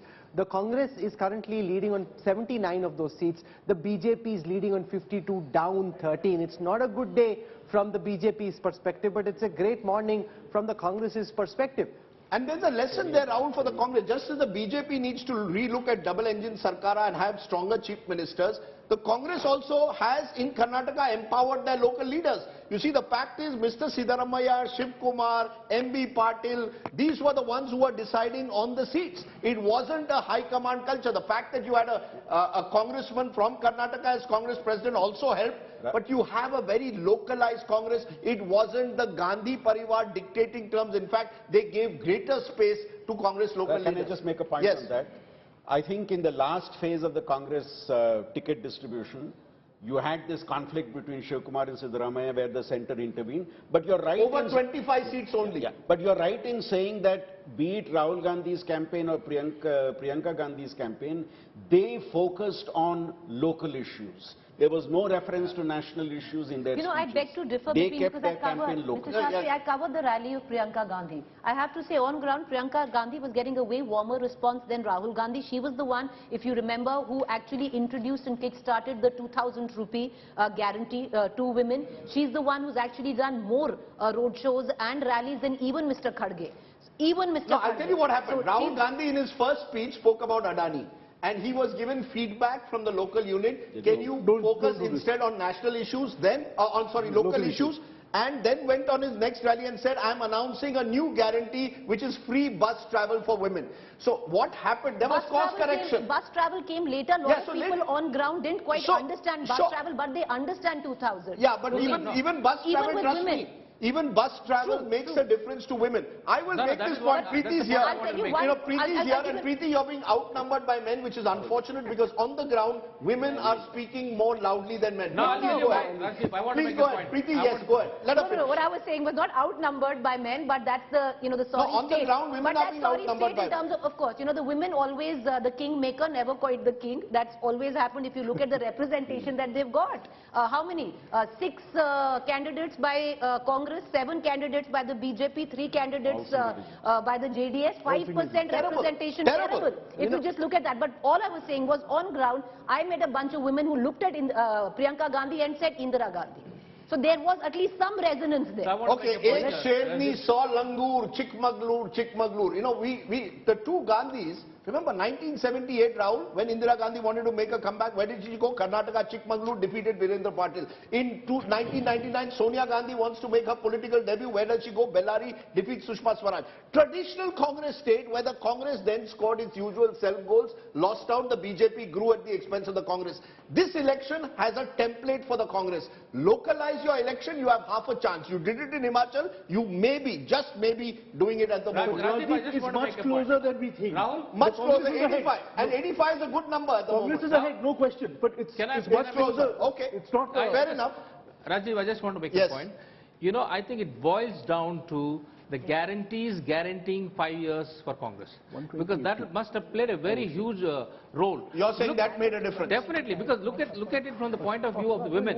See, women get 2,000 rupees home, and then 1,500 rupees from the unemployment dole, and then they get bus free. So they are all and then the 200 units of electricity. So they are getting about 7,000 rupees on hand from this government. And if somebody is having 15,000 rupees income, 7,000 will make a Sure, I take your point, but the Congress made these promises in Gujarat as well. It didn't work. You need a local leadership which is credible to deliver, which people believe will deliver on those promises. But we are getting pictures at the moment. Okay, the pictures have moved away, but yes. On this point, there is a point I want to make. The Karnataka is possibly very clever. Today, what we think is, hey, listen, let's have one party at the national level, which is going to send me direct benefit transfer of a particular value, and let's have a different party at the state level, which is going to give me all these doles which are coming out. I double benefit. From nice line. You want a Mysore Park in both ends. You want a Mysore Park in both ends. That's right. Okay, we're getting some reactions. Adil Singh Boparai of the Congress, Sudha Halkai, spokesperson Karnataka BJP, joining us. Sudhaji, to you first. Early trend suggests Congress likely to emerge, certainly the single largest party, if not over the halfway mark. At the moment, they are over the halfway mark. Would you concede that the Congress has the edge over the BJP? Do you concede that or not? No, we don't consider that. We are still waiting for the end of the day. We have a full hope on our best performance, and still we are going to wait for the end of the day. Okay. Adil Singh Boparai, are you already, how come you're not with the dhol makers in the AICC? Have you all in a way celebrated too early, or are you so confident now that it's all said and all done? It's still tight, 83, 19, 116. You're not at 130, 140 yet. Well, Mr. Sardesai, the victory is in the air and the writing is on the wall. The Congress party would be given a decisive mandate, and I must compliment your exit poll numbers. They are perhaps the closest to the sense on the ground. I think the people of Karnataka have decided to vote out a corrupt government, a communal government, a government which thrives on divisiveness. And I think it's also time, perhaps somebody must tell the BJP that this is a personal defeat for Mr. Modi. Because the BJP has contested the Karnataka election in the name of Mr. Modi. Now they cannot run away when the defeat is staring them at the face. Having said this, the leads will solidify post 11:30, and we are hopeful, we are very, very hopeful that we will cross the 140 mark. Okay, I want to show our viewers now how defectors are faring. The Congress had 8 defectors, people who came from other parties who were given tickets. 6 of them are leading. One of the 13 JDS defectors is currently leading. Let's take a look at how the Dinis in the fray are doing. The BJP had 33 Dinis. 13 of them are leading at this moment. The Congress had 11 Dinis in the fray. 10 of them are leading at the moment. The JDS had 6 Dinis. 5 of them are leading. So Dinis obviously have a high propensity to do well because they come from strong politically entrenched families. 5 of the 11 women candidates of the Congress are leading at this moment. 4 of the 12 women candidates of the BJP are leading, and only 2 out of the 13 women candidates of the Janata Dal secular are leading. Let's take a look at the candidates who have serious criminal cases. 35 of the 69 Congress candidates with serious criminal cases are leading. 26 of the 66 BJP candidates with serious criminal cases are leading. Do candidates with more money have a better chance of doing well? 46 Congress candidates had more than 50 crore rupees of assets. 23 of them are winning. 42 BJP candidates had more than 50 crores in assets. 17 of them are currently leading. 27 JDS candidates had more than 50 crores in assets. 7 are leading. Amongst those who are poorer, the candidates, unfortunately, Rajdeep, don't seem to be doing well. Only 1 out of 6 Congress candidates who had less than 1 crores of assets are currently leading. 3 of 8 BJP candidates with less than 1 crore in assets is leading. 1 out of 38 JDS candidates with less than 1 crore in assets is leading. That's not good news. The richer you are, if you come from a dynastic family, you just have an advantage in the Indian election. You know, we've got 3 Kannadigas here, and it's a very progressive state, and I keep praising it. It's the state which is, which I really love. But the problem is 3 things that your graphic indicated: too much of money power, too much of family power, and too little women power. I mean, here is a state, you should be having many more women. You haven't had a single woman Chief Minister, Harish Bijur. You have all these crorepati candidates with all their real estate connections, dealing, wheeling and dealing 4 times assets. And you've got all these Dinis who still win. I'll give you a figure in women, because I can't stress enough, because women will be one of the biggest factors in this election which will drive either party to power. Yes. Just look at it, 2,613 total candidates. How many of them are women? 185. Not good enough, Harish Bijur. Absolutely, I agree with you. Concede the point. The point is this. Every political party, sadly, or rightly, focuses on winnability. And winnability therefore seems to be the reservation. It's sad. And therefore, if you come to pure seats which are reserved completely for women, you will have every party stepping out, at least for a period of 20 years. You see, Professor Shastri, all the parties are targeting the woman voter, but you don't give women the tickets. What is it about Karnataka? The muscle power, the money power, and the family power, which in a way is undermining democracy. Harish, winnability, yes, but I think winnability is a mask. Yeah. The male-dominated decision-making system in all the 3 parties prevents women from actually coming to the forefront. The women in the decision-making bodies are those who will agree to what the majority in the group say. Absolutely. So unless that system changes, unless party workers... Ramakrishna Hegde, one of the first states where he brought 33% for women in Panchayat was Karnataka. What happened? Now it is 50%. You make them punches and they become punchpatis. Right now it's 50%. So what happens? I'll give you an example. There are women... Men dominate. Don't come to our level. The dichotomy. I'll give you the dichotomy. Preeti, you've got to speak more. Yes, go ahead. No. Yeah, because we need to give women more representation. No, the dichotomy of Indian politics. You say Karnataka progressive, Haryana not progressive at all, the worst numbers when it comes to sex ratio. Maximum women come in from Haryana, not just Panchayat level, as candidates where local elections. Yeah, but we haven't had a chief minister. Nagarjun Dwarkanath is our bureau chief in Karnataka. He's joining us live this morning. 118 leads for the Congress, 84 for the BJP. What's happening in the different political camps? Is the Congress in Karnataka now already discussing who's going to be the next chief minister? Or are they waiting and watching for a bit longer? Well, I'm told that Mr. Shivkumar last night has already spoken to 40-odd MLAs saying, post-lunch, please make sure that you come down to Bangalore, let's meet and have a cup of chai. An informal meeting is what he has said, is what we are picking up. But the big takeaway, Rahul, right now is 8 ministers are trailing across Karnataka, starting from Sriramulu in Hyderabad, Karnataka, Mr. Sudhakar, Health Minister, Murugesh Nirani is also trailing. Madhuswamy, Law and Parliamentary Minister, MTB Nagaraj, Minister, who is also trailing. So 8 such big wigs in the Karnataka cabinet are trailing. So this is not in pockets but across the state, right? Starting from Mumbai, Hyderabad, Old Mysore, Central Karnataka, all of them are trailing. It's the only big takeaway for the BJP is the coastal Karnataka intact. Last time Congress had won 3 seats. Halyal for Mr. Deshpande in the Congress, he is also trailing. So the BJP is still holding ground in the coastal Karnataka, but in Old Mysore they have increased, is what I am told. In the trends, they have increased in Old Mysore, but clean sweep in Hyderabad, like our exit polls suggested and predicted. Hyderabad, Karnataka is the forte stronghold of Mr. Kharge and the Congress party. Bombay, Karnataka, also they're inching close, and bigwigs like Ramesh Jarkioli, Murugesh Nirani, all of them are trailing right now, and that's the takeaway for the Congress and the BJP here. And Mr. Siddaramaiah is still resting at home. He's not...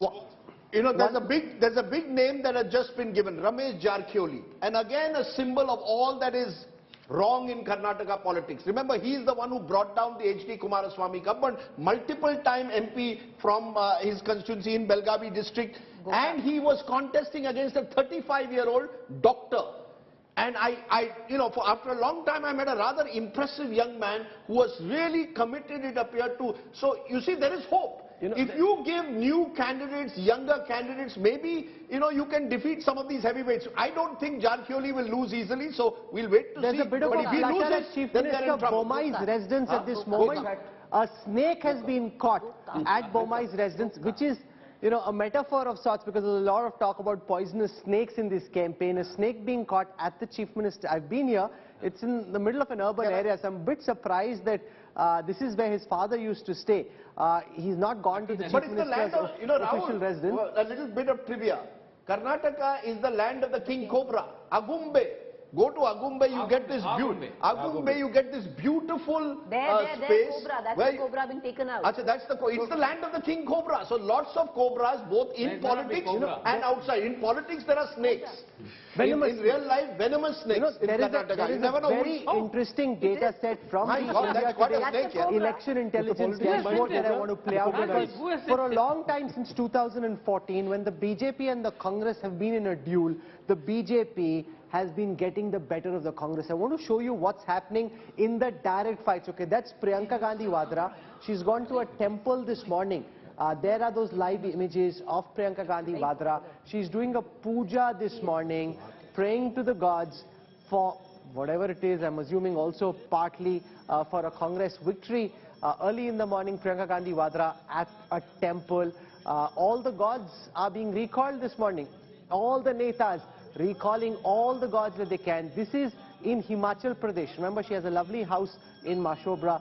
This is in Himachal Pradesh that these images are coming from, where Priyanka Gandhi Vadra has gone to a temple. The other thing, which is a very important trend that I'm sure you've already registered, is that if you watch the India Today post-poll study, you pretty much already have a very good sense of what's happening and why. So 118 leads currently for the Congress, and I want to show you this data. There are 24 seats at this moment, which we are tracking, where the Congress and BJP are 1 and 2. Of those, the Congress is leading in 71. This is direct fights. Remember, in the Lok Sabha, 85% plus seats, where the Congress and the BJP were in direct fights, the BJP won. 71% direct head-on-head fights, the Congress is leading at this moment. BJP versus JDA. So we'll track this as it goes along. And I also want to show you how the parties are faring on the retain ratio. Candidates who won last time, 51% of the candidates who won last time are currently winning. 49% of their candidates are losing for the BJP. From the Congress's perspective, of the candidates that won, 68% are retaining their seats, 33% are trailing. When you look at a number like this, Ashok Malik, of 49% seats which they'd won in the last election, the BJP currently trailing, shows they probably needed to do a much bigger cleanup than they actually did. They did try and bring in some new energy, but this suggests that they should have done what they did in Gujarat. What's happened, why they couldn't do it in Karnataka is because, as we've discussed, there are strong local MLAs who hop from party to party. That makes the polity of Karnataka much more complex, and no party can attempt that sort of a clean sweep even if they want to do it. You know, that's true. That's true. The last clean sweep in Karnataka, correct me if I'm wrong, was in the early 1990s. I think there was 89 election when Virendra Patil. 184. And what does the Congress do? Remove him a year later. Think about it. You And win. 3 chief ministers. You win and you have 3 chief ministers. They did the same in Gujarat. 1985. Madhav Singh Solanki wins 150 seats. He's removed as chief minister. You see, the Congress. Virendra Patil was removed because he had a stroke. Whatever it is. The manner in which it was No, done. but the manner in which he was removed. Yeah, that was bad. Rajiv Gandhi is announcing at an airport when he's landed. You were there at the airport. I was there at the airport when Rajiv Gandhi said, you will have a new chief minister. Everybody was shocked. You see, the point is, Karnataka is now a state which is heavily localized, which runs its politics region by region. Therefore, a wave election is not easy in a state like Karnataka. But what is clear, Rahul, this time is anti-incumbency. And it's a 40-year-old phenomenon. As I mentioned, no government has got more than 80 seats in the last 40 years. The voters of Karnataka seem to want to punish whichever party rules them for 5 years. It's a good way. Every 5 years, I will give you 5 years. They have been doing it for 38 years and it is continued. Okay. I agree. Mr. Upadhyay almost admitting now. Go ahead. Anti-incumbency. Yes. I come from Bengaluru, I'll call it AI. Yes. Anti-incumbency is for a party, one avatar, for a chief minister, avatar 2, for an individual MLA, avatar 3. So what the BJP did is, it has experimented in 70 plus seats, where it's removed the individual MLA and said that I will battle anti-incumbency through this manner. The CM is not an issue, the party is definitely not an issue at the national level, and therefore that experiment we need to watch carefully. What's happening in those new candidate seats and how they are faring will tell us the answer. But what I want to know is, why is it that some states, Ashok, in this country are pro-incumbency? We are seeing that in some states where governments like Odisha, you know, you've had a chief minister who's been there for 25 years. And you've got states like Karnataka where governments change every 5 years. See, it also depends on the caliber of the chief minister and what he's given. Mr. Bommai, let's face it, has had a very uneasy existence in the BJP. He's a newcomer, quite like Siddaramaiah in the Congress, and there's been factionalism. It's been a divided house. Did the BJP make a mistake replacing Yediyurappa 2 years ago? Let's be honest. You know, whether 80 or whatever. The point is like this. Mr. Yediyurappa is 80. You need to replace him at some point. If not 2 years ago, 2 years later, you have to. Okay. Because you have to move on. If you look at these trends, what is also happening is a clear bipolarity is being inaugurated in Karnataka. That is the long-term trend. Okay. Yes. I agree with the point that Ashok ji is making, that there had to be a change because you wanted to bring in a new generation. But I think the issue is, once you brought in Mr. Bommai, who had the total support of the central leadership, he was not given any deputy chief minister. These 3 years have been a problem here. They have not been able to consolidate their presence in Karnataka. I don't know whether Sudha Halka is still with us, but if you are, ma'am, the fact that you replaced Mr. Yediyurappa 2 years ago tearfully, in every rally, Mr. Shiv Kumar would say, look at the way Lingayats have been humiliated. Their leader was removed tearfully. Was that a mistake? I went to a press conference where poor Mr. Yediyurappa was sitting in a corner and leaders who probably cannot win their own seats were on the center stage. Did you marginalize Yediyurappa, only realize at the very end that he is still your biggest mascot? Was that a mistake? No, absolutely no. See, this decision was taken very wisely, and we have never cornered or marginalized Honorable Yediyurappa ji. He was very much our forefront leader and the tallest leader, and he was even now today, I must say that, you know, everybody go to him, and he is the first leader for us, not Bommai ji. Bommai ji is definitely his follower, so he is our tallest leader. We have not marginalized him or we have not cornered him. Okay. You know, I think it was only Prime Minister Modi who realized that, you know, sidelining was a big mistake, and he tried to make amends. When he went to that rally. Yeah, he tried to make amends by bringing him to the Central Parliamentary Board, also making the election. So, you know, there was some kind of a reinstatement, but still the local leaders were not treating him properly. You know, that was the reason why I think, you know, they played a big part. Harish. The optics were terrific. Prime Minister Modi made amends. They were holding hands away from the airport and walking together. That is the ultimate center staging, or trying to bring Mr. B.S. Yediyurappa, the tallest BJP leader of the South, I would call it. Yes, but you did that. you still had a state government which was not being given prominence. Agree. You still had state level leaders not being given prominence. In that same Shimoga rally, when the Prime Minister accompanied Mr. Yediyurappa to the stage, the Chief Minister had been sidelined. You know, that optics is also important. And Sudha Halkai, with that also is the question, Bajrang Bali. For the last 1 year, two narratives have run in Karnataka. The Congress's narrative was 40% Sarkara, pay CM, and the BJP's narrative was halal, azan, hijab, Savarkar Yatra, Tipu, and finally ending up with Bajrang Bali. Do you believe polarization doesn't work? Do you concede the Kannadiga doesn't like Hindu-Muslim politics? Absolutely no. We have He wanted gas cylinder reduced to 400 rupees. Yeah, 1 minute. Let me tell you, we were the one who were against terrorism. We had the guts to waive off the PFI, whereas Siddaramayaji very well waived off the cases against PFI, and he let down 1,700 people who were charged under the PFI. We had the guts to remove. We were never appeasing. We were not there to please the voters. We were there to follow the law and order, to secure our state and to make it a better place to live in. I'll ask you one question. By the end, when the last vote is counted and the result is declared, who blesses Bajrang Bali this election? Or Bajrang Bali blesses who this election? See, I have been very clear. We are not into appeasement politics. We are there to take care of the people and our state and maintain law and order. And that's what we have been doing. We have given the best of our performance. We don't have any regression for whatever we have done. And it was not appeasement politics. It is, and definitely we respect the mandatory of the people of Karnataka. We do respect them. We'll just see. We'll wait and watch what is going to happen. Some very strange things happen. And this is something that we were anticipating may happen. Yes. The Congress is currently only in the lead on 119 seats. And on that Twitter handle, on the official Twitter handle of the Congress party, they put out a video where Rahul Gandhi is the only one who can be seen. And it says, I am invincible. I am so confident. Yeah, I am unstoppable today. This is on the Congress's official handle. There is no Siddaramaiah there, there's no Shiv Kumar there, the guys who made this victory happen. The only person who can be seen is Rahul Gandhi, and he's doing various things in Karnataka. We'll have that out for you in just a moment. But that video basically, okay, let me just show that across. There it is, that video right now. This is, I looked through the whole video to see if they had poor Siddaramaiah somewhere, if they had Shiv Kumar somewhere. There's no Siddaramaiah, there's no Shiv Kumar. These are images from the Bharat Jodo Yatra. Rahul Gandhi is the only guy you see, and I am so invincible. I am so confident, yeah, I am unstoppable today. And then there are those fire signs. Let's listen to this video.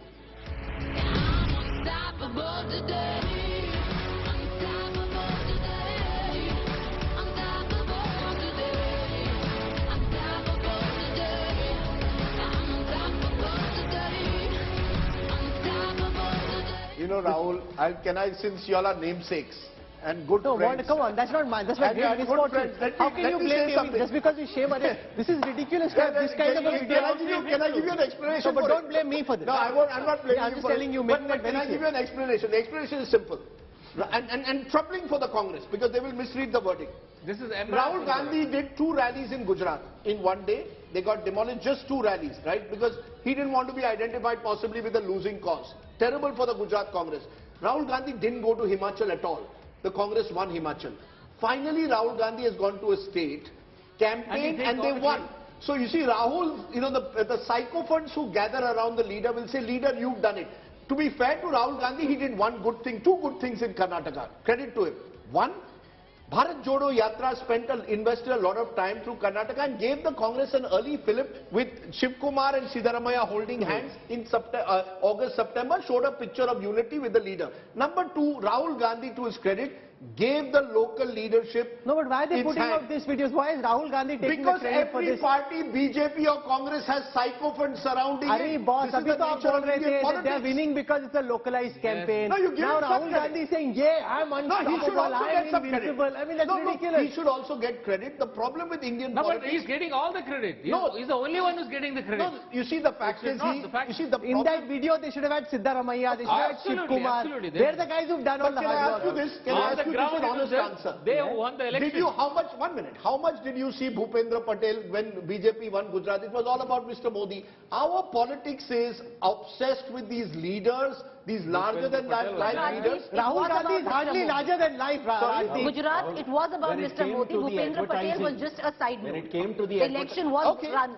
Okay, I'd just like to point out, discussing all this, 116 out of 224 is a good victory. It's not a wave.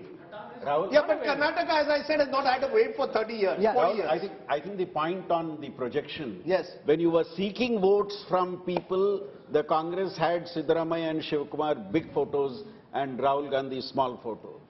When victory seems evident, Shivakumar and Siddaramaiah go to the background and the leader comes. I want to show you what's happened in the seats where Rahul Gandhi's Bharat Jodo Yatra went through. There are 51 such seats that he touched. The Congress has a respectable 63% strike rate, leading on 32 of those, trailing on 19. So they've lost 37% of the seats where Rahul Gandhi went and campaigned. I can also show you what's happening in the seats. Let me just find it in a moment. What's happening on the seats where Rahul Gandhi actually did some campaigning during the elections. Bharat Jodo Yatra was before the campaign started. So there were 22 rallies that Rahul Gandhi did. The Congress is leading on 15 of those, 68% strike rate, which again, if the party is getting the kind of numbers that it is, 68% strike rate is a good strike rate, losing 32% of the seats that Rahul Gandhi campaigned on. For Priyanka Gandhi Vadra, the strike rate is lesser. She campaigned in 27 seats, currently leading on 41% of them, trailing on 67. For a moment, I'll show you what is happening on the seats where the Prime Minister campaigned. 42, not just rallies, but this is rallies and roadshows, seats which the Prime Minister touched. The BJP leading on 45% of those, 19, trailing on 55% of those. In the Home Minister's seats, 30 seats he touched. The BJP strike rate at this moment is only 33%. The other very interesting thing is to look at what's happening in the direct head-on-head Congress versus BJP seats. These are seats where Congress or BJP are in a contest for 1 and 2. Let me show you what's happening there. The Congress currently leading on 65% of the seats where they're directly in contest with the BJP. On the seats where the BJP and the JDS are head-on-head, the BJP is winning 50%, the JDS is winning 50%. In the Congress versus JDS fights, you've actually got the JDS doing better than the Congress. JDS leading on 6 of the 9 seats where they are currently in the fight. But Rahul Gandhi or his sycophants, his army around him trying to take credit for the Karnataka victory when it happens is a gross misreading of what this verdict means, Rajdeep. Dekho, Rocky, you see, this is that Rocky Balboa tune. You see, all these social media is dominated by these youngsters who want to show, I'm... You're talking about a youngster, Rajdeep, BSY's son is trailing. Vijendra is trailing. Which again, I believe, could shift, because, that would be huge. He's worked very hard. He's very popular, I found, in his area. Also, Mallikarjun Kharge's son, Priyank, now leading. He's leading. So, but I want to go to M. Arvi Lagan, spokesperson JDS, Ganesh Karnik, spokesperson of the BJP. Mr. Karnik, you're a wise man, 115 at the moment to the Congress, 79 to the BJP. It's not yet a done deal in terms of could it be a hung assembly, 113 is the halfway mark, but are you conceding that the Congress is emerging as party number 1? To that extent, it's time to reflect and introspect. Thanks, Rajiv. Thanks for the compliment that I'm a wise person. I think it is loaded when you say that you are a wise person. Thank you very much. Well, no, in a democracy, we must accept the electorate's results, even though this is the initial trends that you are indicating. But I think it's very clear that Congress is favored by the electorate in Karnataka, and as a responsible political party, we must accept it with the respect that it deserves. And the second part is, we have to really look into the central Karnataka, that is old Mysore and central Karnataka, as well as Hyderabad Karnataka, which is now called as Kalyan Karnataka. I personally feel that if the trend is an indication, this is the area where the Congress has done extremely well, and we have not been able to impregnate this area and hold on to our bastion. Malnad and coastal Karnataka is in favor of BJP.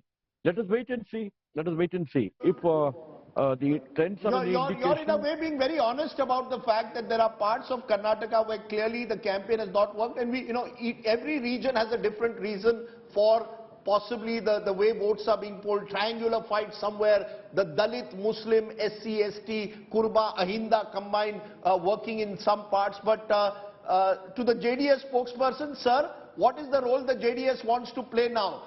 Is there a number? You're at 26 at the moment. Are you still hopeful of a hung assembly? Is that your best case scenario, sir? First, let me tell you, once again, the people of Karnataka has given fractured mandate. None of the party is going to get majority. True in that. And already we have crossed 33. According to the list, what I have, it is already we have crossed 33. And it is a fractured mandate. And our deciding factor, Kumarana should decide, he will be deciding what to do and what is next to be happen. But actually, even it also worries me. Kumarana, for 5 months, he was into every part of the village. He has seen almost all the poor people. But still people are giving fractured mandate. You're still hoping for a fractured mandate. You know, Adil Singh Boparai, your worst nightmare could be 118 becomes 112. That's just 6 seats. And as Rahul has been pointing out, there are about 50 close contests in Karnataka even now. Are we very clear that the Congress in that situation will reach out to the JDS if there is a hung assembly in any situation? Or is the Congress still not even looking at plan B? Mr. Sardesai, our feedback is that the lead will further solidify and the number will cross 130 and 140. However, let's see. I don't want to jump the gun. Let's see how the results ultimately turn out. But just responding to what Kanwal Sahab had said, I think he's being very harsh on Mr. Rahul Gandhi. Any election, and this is across the board, any election is a collection and a joint effort of all political leaders. It's the point. The other leaders aren't there. I'm saying exactly what you're saying, Adil. In the video the Congress put out, there is no Siddaramaiah, there is no Shiv Kumar. I am invincible, I am unstoppable, I am Rahul Gandhi. I mean, that's the message coming out from the Congress's official handle. Well, I agree fully with what you're saying. Where are the others? As an aside, unstoppable is a very catchy number. I think all of us should listen to it. But be that as it may, the fact of the matter is, and I'm saying this as an official spokesperson of the Congress party, it is always a pooling of efforts of all political parties. Somebody may have put out that tweet. We have the highest of respect, and this election will be a contribution of joint effort. Not somebody putting out the tweet. This is from the official handle of the Congress party. Let's assume some supporter had said it, which would be fine. This is from the official handle. This is official party messaging, where the only guy you see is Rahul Gandhi. Siddaramaiah and Shiv Kumar, who won you this election, are nowhere there in the fray. No, I think again I'll reiterate, and this is something which Rajdeep sir had delved into. Mr. Rahul Gandhi's Bharat Jodo Yatra in Karnataka was a complete success. I am not saying that it is just one individual. It is always a joint effort. But this repeated attempt to badger Mr. Rahul Gandhi, notwithstanding that he is perhaps the only leader in the history of our country since 1947 who has undertaken the largest and the most comprehensive mass contact program, where his Bharat Jodo Yatra let's from not get this wrong. This is not about badgering anyone. When you win, the whole team wins.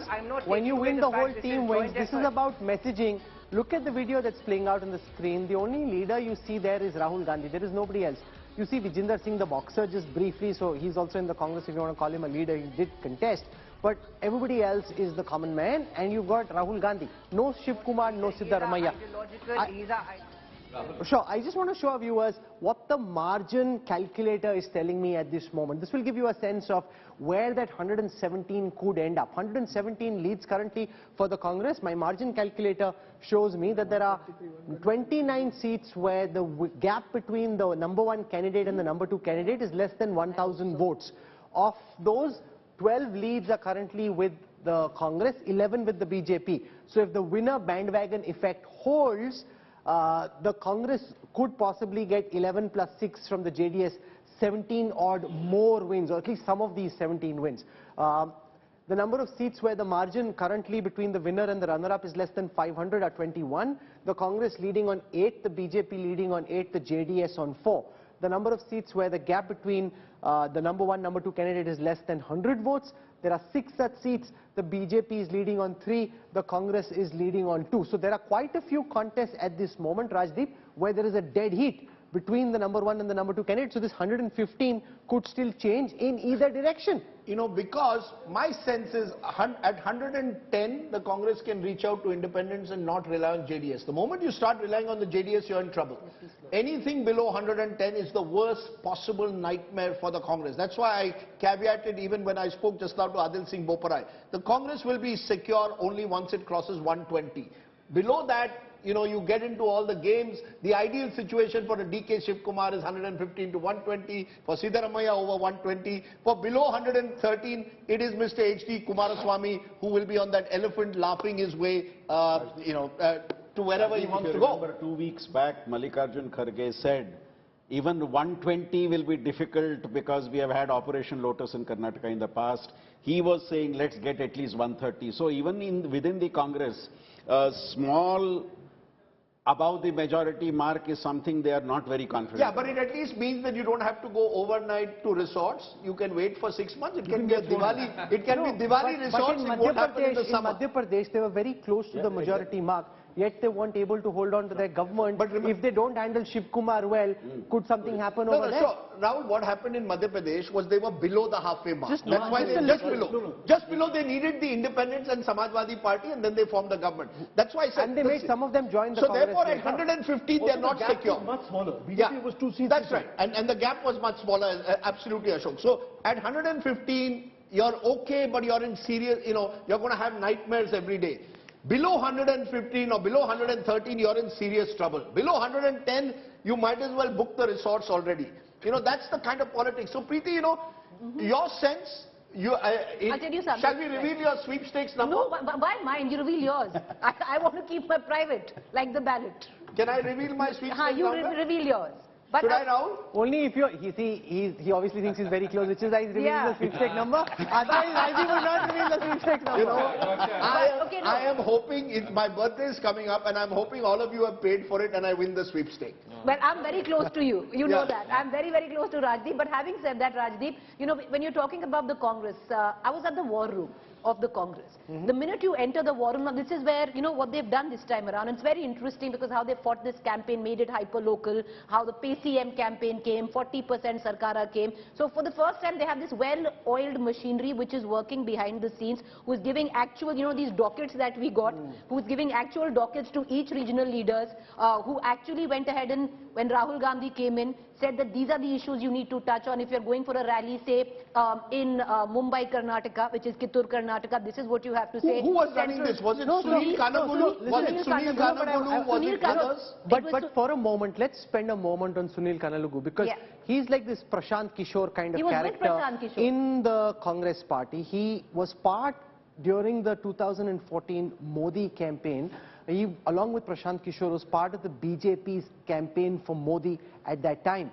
After that, he left the BJP, is now with the Congress, ran this campaign and ran a pretty smart campaign, Rajdeep, because whether it's the PCM, the 40% Sarkara, the Congress's messaging for once, I mean, except this Rahul Gandhi blunder, but for the most part, the Congress's messaging has been spot on. I'll give, if the Congress does win, 3 people for different reasons. Sunil Kanagolu for sort of managing, smart campaigning, branding. Interestingly, he spent some time with MK Stalin and with Palaniswamy. And with Amit Shah in 2017. He also helped the AIDMK campaign in Tamil Nadu. That's right, Palaniswamy. Which didn't do well. That's right. So Palaniswamy, but they believe that at least they did better than they would have. With MK Stalin 2019, earlier before that with Amit Shah UP 2017, and then with Prashant Kishore. Number 2, Randeep Surjewala. General Secretary, the one thing he did is he was able to ensure that DK Shivkumar and Siddaramaiah didn't allow any of their personal differences to play out in public. They played out in private. And number 3, a lot of young congressmen, Abhishek Dutt, a corporator from Delhi, has spent 6 months there. Gaurav Ballabh has spent 2 months there. And a number of other young congresspersons who otherwise we don't see have spent a lot of time in Karnataka. Look, Karnataka is the last state in my view, and this is controversial, where the Congress actually has a grassroots organization. 70 lakh workers of the Congress registered. How many other states do they have? I'll tell you what's so different. The minute you walk into their war room, right? you see 150 in bold letter. So that is their target, to reach 150 seats. They want to win 150 seats. On the other hand, Rajdeep, we keep talking about, Mr. Santosh tweeted about how the Panna Pramukh is going to win this election for the Bharatiya Janata Party. For the first time, if you look at campaigning, and I spent a whole day in their war room, the Congress had Panna Pramukhs by the dozen. You know, but they also had, for example, there's this guy Naresh Arora, worked very closely with DK Shivkumar on the sort of branding of that. So there are lots of guys who worked on the day. But the and number... where is Sunil going from here? After Karnataka, he wraps up, he goes to Madhya Pradesh and works for Mr. Kamal Nath. Yeah, but he's also got to work on Telangana, which is more difficult, much more difficult. But look, no, but it's good to see the Congress have some professional poll managers. Rather than give it to your sycophants and the guys who back you, like the BJP, run a professional campaign and bring in sharp you right can minds. have all the professional campaigners of the world, whether it's Prashant Kishore needed a Mamta Banerjee. Don't give beyond the point. Professional managers can do what they want. Eventually, it's the leader. Mamta Banerjee there, Siddaramaiah here. But I was just pointing out the numbers. For a moment, they went down to 114. These margin constituencies, if they go below 113, the Congress will have a nightmare ahead Can I of them. just show you some images coming from the Congress office right now? On your screen right now, images of this person who looks a bit like, who's trying to look like a Hanuman Bhakt. There he is at the Congress office. So they've got this, the Congress is showing some color. Usually it's at the BJP office that we see firecrackers and laddus and gulal. Now Congress is in full form this morning. Dinesh Arora has this character out. He is dressed like a Hanuman Bhakt, strutting around, chest puffed out, which is great. And they're having a good time. They haven't had anything to talk about and cheer for a very long time, Ashok Malik. So there will be a bit of reverse swing now. There will be some counter punches which are thrown, which is fine. They have something to celebrate. No, absolutely. This is an unusual moment for the Congress. For the last 9 years, very unusual. Winning a majority in a major state. One in Himachal as well. So it's full marks to them if these trends hold. Though I think Mausmi Singh is with us at the Congress headquarters. I don't know if she's close to this gentleman who looks like a Hanuman Bhakt, but Mausmi, dancing, singing, dhols. It seems the Congress is getting set for a big party as they win Karnataka. Absolutely, Rahul, and this was right from the morning, so they didn't even wait for the ballot boxes to open and the counting to start, and the dhol nagaras actually followed at the AICC headquarters. Pawan Khera is right here with us. You can see Bajrang Bali right behind him, and he was the one who said that don't insult Bajrang Bali. Perhaps, what do you see, the results, what do they say, Pawan? People have responded to Mr. Narendra Modi's divisive campaign. People have responded to the Bharat Jodo Yatra. And people have chosen Bharat Jodo Yatra and not Mr. Narendra Modi's divisive, hate-filled campaign. Do you really think that this is your 5 guarantees have really worked and this is the big turning point before the 2024 election? The process started during the Bharat Jodo Yatra. It has culminated into this result of Karnataka. It will finally culminate into all the 5 elections that you will see this year, and also then the Lok Sabha election. So does the credit really go to Mallikarjun Kharge, who's been camping there for 1 month? He is the president of the party, or is it the trio, Rahul Gandhi and Priyanka Gandhi? Unlike the BJP, where you will not see Mr. Modi's face ever since the exit polls have come out, you will only see poor Naddaji's face. Our victory goes, the credit goes to each one of our leaders and our Karyakartas and the voters of Karnataka.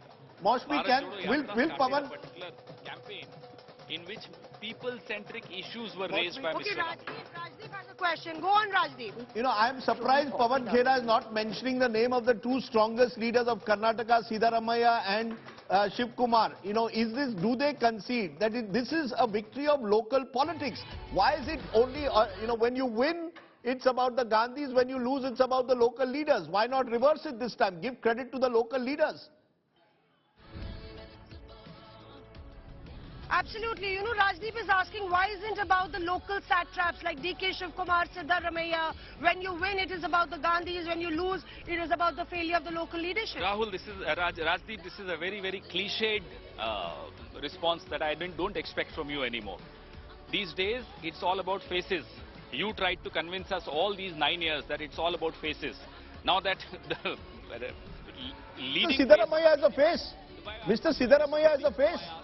Why is poor Nadda there on your screen? Why isn't Mr. Modi there? Until the exit polls, it was only Mr. Modi on your screens. Because the BJP is losing, Mr. Modi has vanished on your screen. Because the Congress is winning, Mr. Rahul Gandhi has vanished from your screen. Why?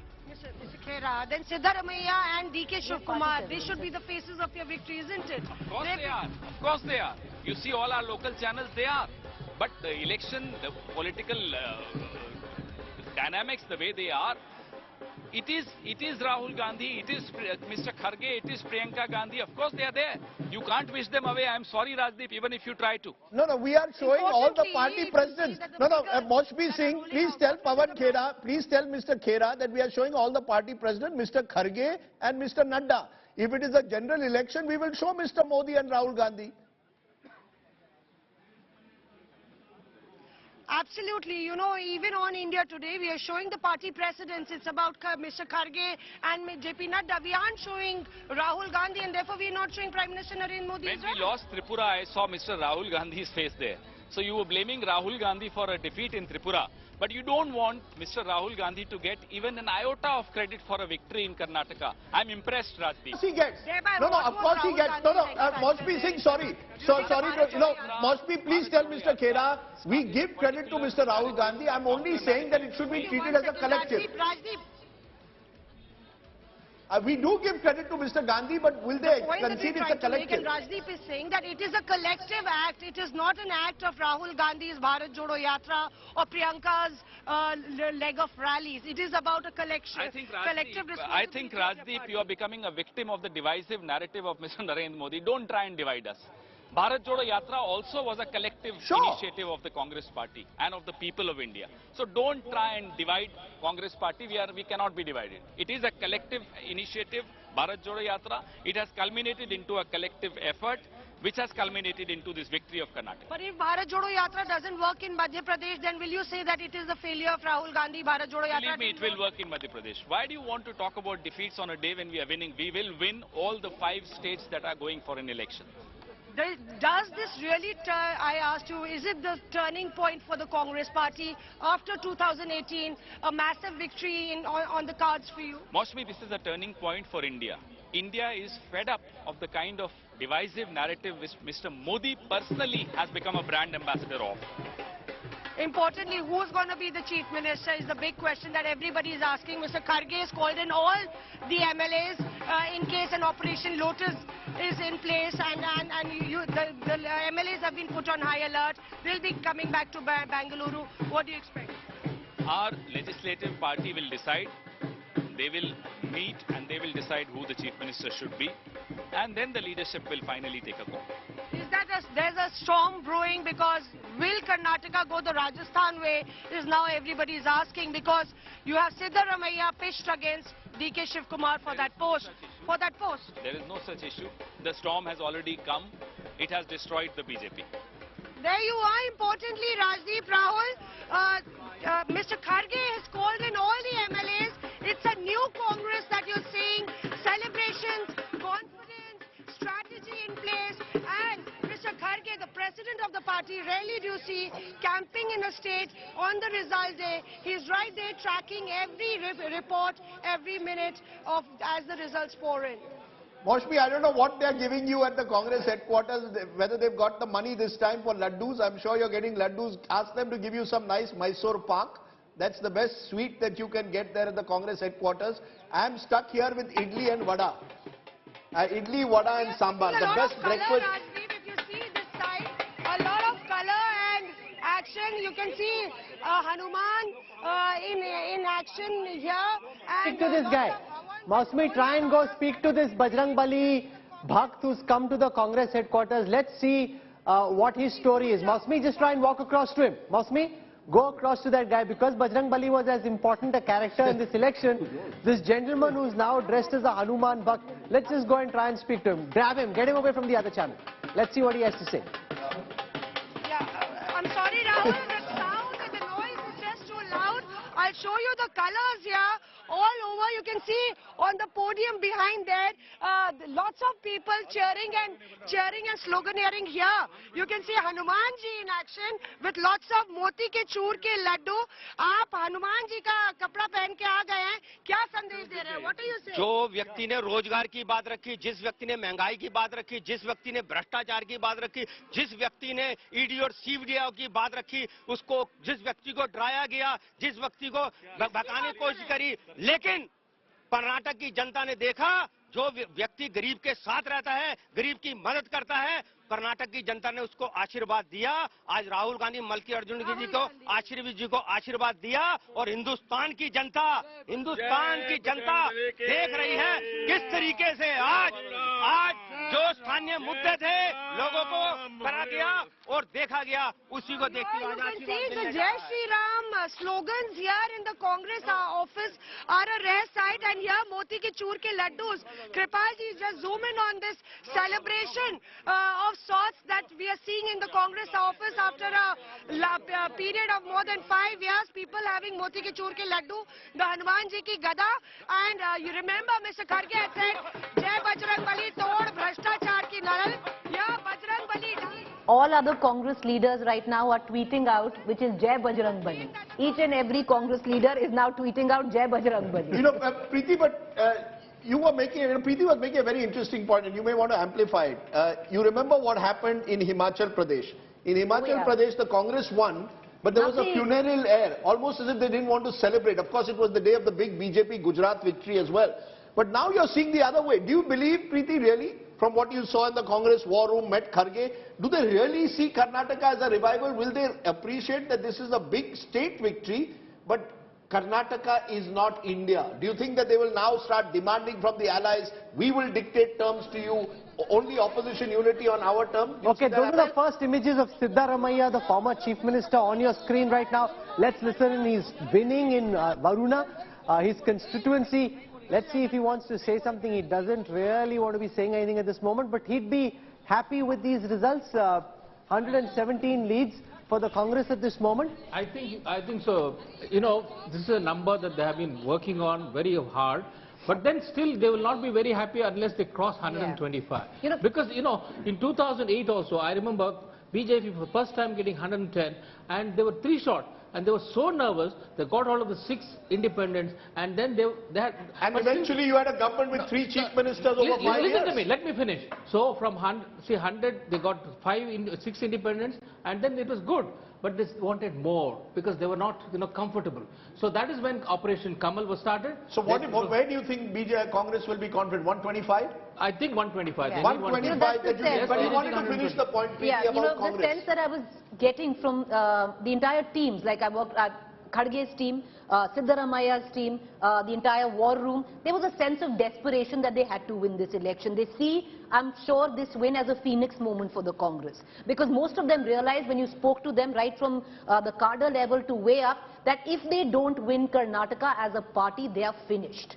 They had, it had actually been drilled into them. They actually felt this going ahead. They felt that they've run this election, they've done as much as they could for this election. They did everything right as per them. So when the Bajrang Bali controversy came, they're like, we did everything right. We got the ticket distribution right, we got the candidates right, we've got a campaign right, and right in the end this comes. Yes. Leading up to the general election, without taking anything away from Himachal, which is a great state and a very beautiful state, the fact is you need the resources of a state like Karnataka to be in the game going into national election. That is also matter. Yeah, that's the one big advantage there that are the Congress will have. changes now in the regional breakup from the trends that we are picking up from Karnataka. So I want to show you what the regional analysis is basically throwing up. And this is interesting because what you will see is that some things are slightly different now from what was being spoken of earlier. In Bengaluru, the BJP is currently leading on 16, the Congress on 11. The Congress is down 4 from the last elections, the BJP up 5. So some solace for the BJP on what's otherwise not been a good day. The other thing which is interesting is that coastal Karnataka, 19 leads currently, much tighter than was being anticipated previously. The Congress leading on 8 seats in coastal Karnataka, the BJP leading on 11. The BJP is down 5, the Congress is up 5. but basically Congress doing better in coastal Karnataka at this moment than was being thought earlier. In Hyderabad, Karnataka, also the more impoverished part of the state, the BJP at 15, the Congress at 18. In Hyderabad, Karnataka, the battle tighter than had been anticipated earlier. Hyderabad, Karnataka, the battle tighter. Let's now come to Mumbai, Karnataka, which used to be the bastion of the BJP. And this, to my mind, ladies and gentlemen, is the big story emerging from the Karnataka trend so far. The Congress leading in 31 seats in Mumbai, Karnataka. This is Lingayat territory. This is the BJP's heartland. This is where the BJP rose to prominence in Karnataka. That is where they are now down 12 seats, down 12 from the last elections. The Congress in Mumbai, Karnataka, up 14 from the last election. Why do you think that's happening, Sandeep Srivastava? This is Sandeep Shastri. This is the big story. The Congress leading by 31 to 18 in Mumbai, Karnataka. Rahul, the reason could be, even though BJP has retained the Lingayat vote, there has been a consolidation of the non-Lingayat vote. We have been talking about the Rainbow Social Coalition, which the Congress has tried to create. That, I think, has had an impact in the Kittur Karnataka or Mumbai Karnataka region, where in spite of the Lingayat vote going with the BJP, the Congress seems to be doing. So if I just put this in a national context, what seems to have happened to some extent is typically what happens to a party like the Samajwadi Party in Uttar Pradesh, where they're able to retain their vote bank. In the case of the SP, it's Yadavs and Muslims, but the BJP is able to pull the others together as part of a larger rainbow coalition, smaller communities and castes adding up to a bigger number, where even if 64%, Ashok Malik, of the Lingayat stayed consolidated with the BJP, the Congress had enough of a own. That's actually quite smart political management.